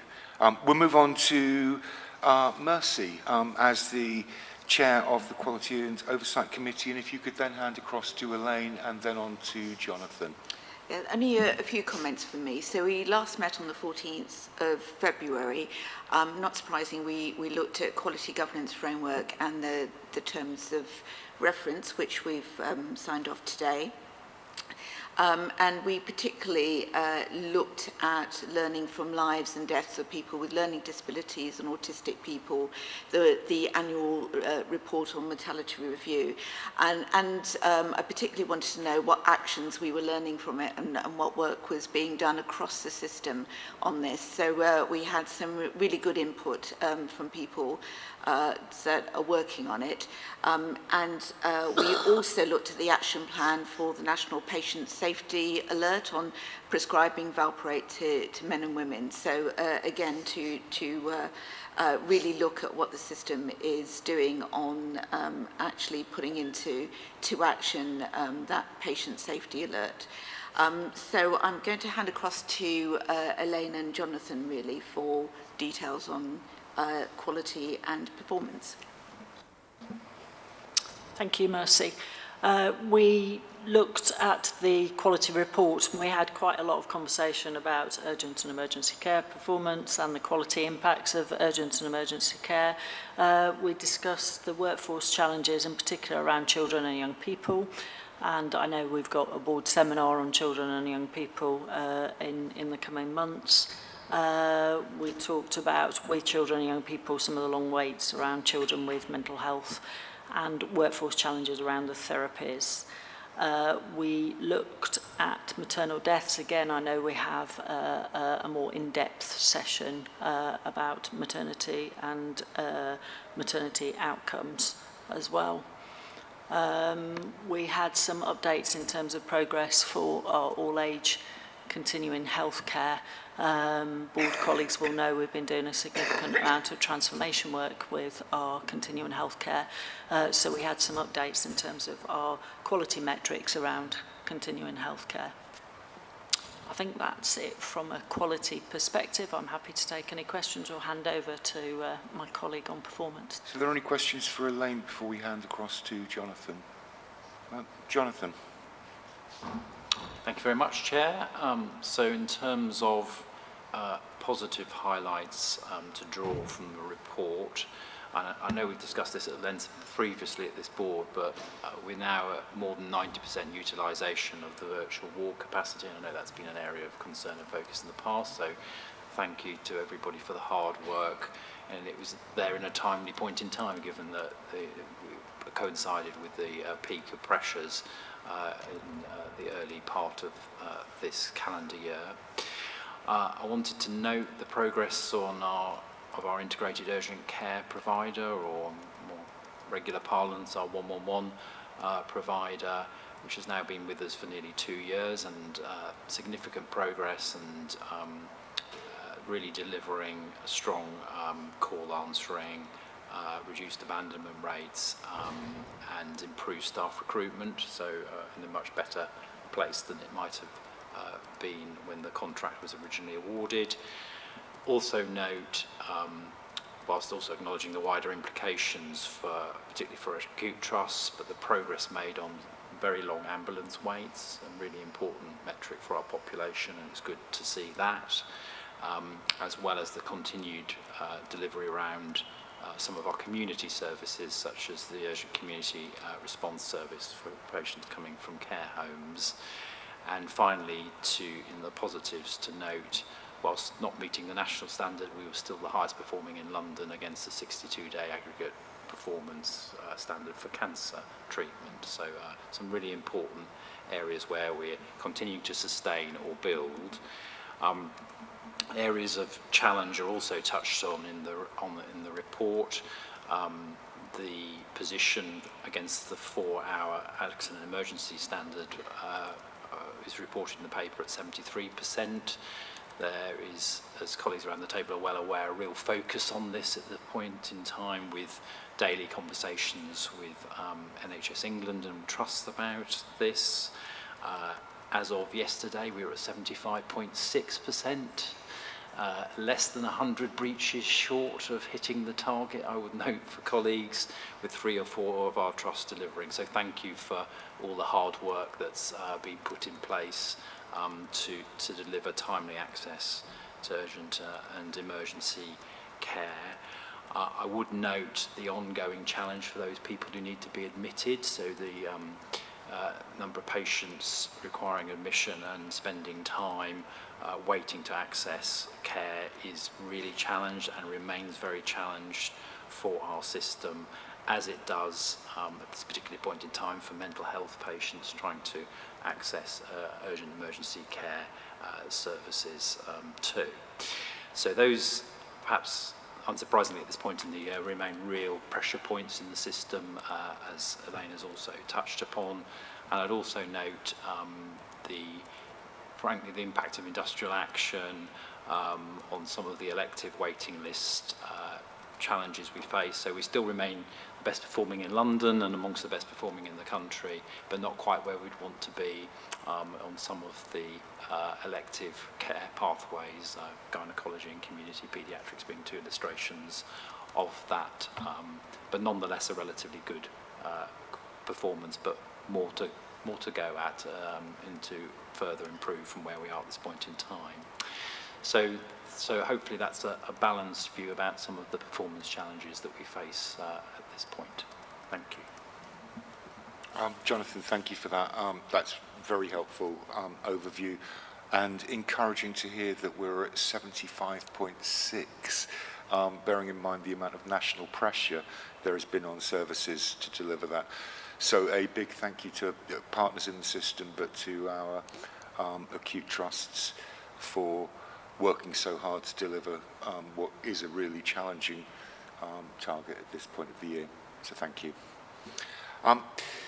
We'll move on to Martin. Were there other things that you would like to report from the Audit and Risk Committee?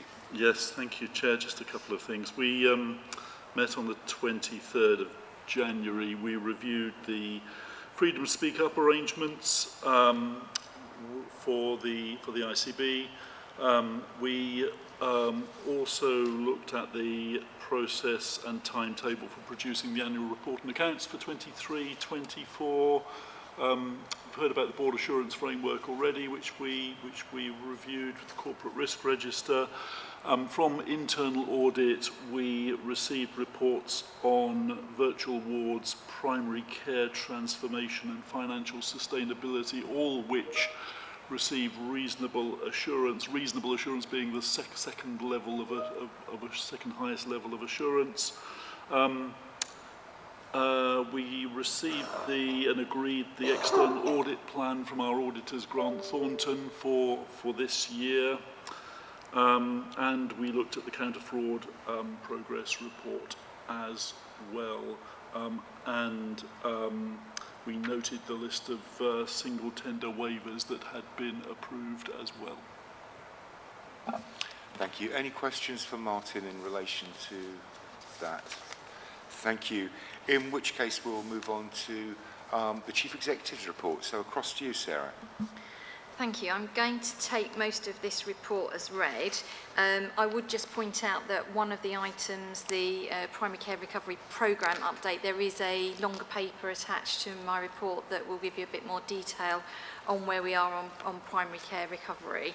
And I know that Nicola's in the room, so I'm sure if anybody has any questions on that, I'm sure she will be able to step in and give you a more professional response than I will on that item. But I did want to just add something verbally to my report on the basis that it's an area that is of interest in South West London, although it is not a decision that was made by this part of the NHS. It was made by NHS England. Callie referred to it earlier. So last Thursday, NHS England decided that Evelina London will in future provide the Specialist Cancer Treatment Centre for Children for South London and for much of the south east of England. We recognise, I think, in South West London that will be a disappointment to local organisations, and obviously we would have loved to have that service in South West London. What I would add to that is that it will be a number of years before this actually takes place, because there is building work required in order to implement any changes. So from our perspective in ICB, our focus will be on ensuring that children continue to receive high quality care in South West London in the interim period, and that we'll work with all the providers involved to carefully plan and make sure we have a smooth and safe transition of services to the new providers in the future. I just wanted to report that because it was too late for my report. Thank you, Chair. Thank you, Sarah. I'm happy to take any questions or comments. Callie. Thanks, Chair. Just on the issue of the Children's Service and as the current provider along with St George's, I would just want to record that it is very important NHS England have a realistic time frame, not an artificial time frame. That is about creating a safe and sustainable service for us in partnership in the interim. I think it is very unwise to have a fast time frame, currently October 26. Personally, I can't see how it can be delivered within that time frame, even though that's the published time frame. But the key point I'm making to the ICB board is that we now have to manage a safe and sustainable service where the majority of staff, this very specialised team, live very close to our sites. We have to maintain and manage that with some sense of stability and certainty until there is a realistic transition plan. So I just want to record my concern about the current published time frame, and to say that I think it's very important for the service that we have a real time frame where we can all be clear that that's actually deliverable. Thank you. Callie, thank you for that. Sarah, did you want to say anything in relation to the time frame? Well, obviously we haven't set the time frame, that's been set, but we will be involved as an ICB in ensuring that there is a safe transition. We have committed fully, both from South East London and South West London ICB, to ensuring that we work with all the providers to ensure that that happens, Kelly. So, you know, you will get our full support in ensuring a safe transition and a realistic timetable. Thank you. Any further questions for Sarah on any aspect of her report, either things that are in it or things that you thought ought to be in it? No, that's good. See, that was complete, you know, comprehensive report, Sarah. We'll move on to any other business. I've not been notified of any other business. Can I just check, Ben? No other business? No? In which case, I'll bring the formal part of the meeting to a close and we'll move to questions. We've not received any questions in advance by email. Therefore, as I said at the beginning of the meeting, I will open it up to members of the public who are here. Wendy. As I often say, my name's Wendy Micklewright. I hallucinate, hear voices, but I'm not ill, and I don't take psychiatric drugs. I think I mentioned last time that I was here that the UN and the World Health Organization has called for an end to coercive practices within the mental health system. Yesterday I attended a knowledge exchange which was facilitated by the National Institute for Health Research, and that was at the King's College in London. They very kindly gave me a stall so that we could put out our data, which we've gathered under the Freedom of Information Act, about what we consider to be coercive practices, which are restraints, seclusions, medication errors, electroconvulsive treatment.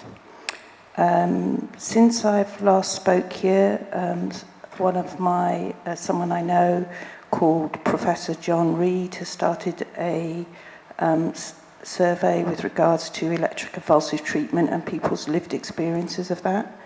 And the petition calling for the end to electroconvulsive treatment is reached nearly 135,000 signatures. I have spoken at the Health and Wellbeing Board locally, and my understanding is there's a possibility that either yourselves or they could arrange a meeting with NICE to try and ensure that the idea of electroconvulsive treatment is brought more in line with what people actually want. Because one of the main things that was discussed yesterday at the knowledge exchange is it's very hard for people to actually get listened to and for what we're saying to be respected and to work in a collaborative way. It's unfortunate that no one here was there because you would have got an understanding for how that situation works and how equitable that event was. Thank you for that, Wendy. And you've made a particular request there in relation to helping you access NICE. Vanessa, do you have a comment, or John? So Wendy, I'm really happy to catch up with you and think with you about how we do engage with that at an ICB level. We've got a meeting, so we will absolutely engage with you and John if we do. Yes. Thank you for that. Any further questions from members of the public? In which case, I bring the whole meeting to an end. Thank you all very much for your attendance and your participation today, and I look forward to seeing you at our next meeting, which will be at the Chaucer Centre in Morden on the 15th of May.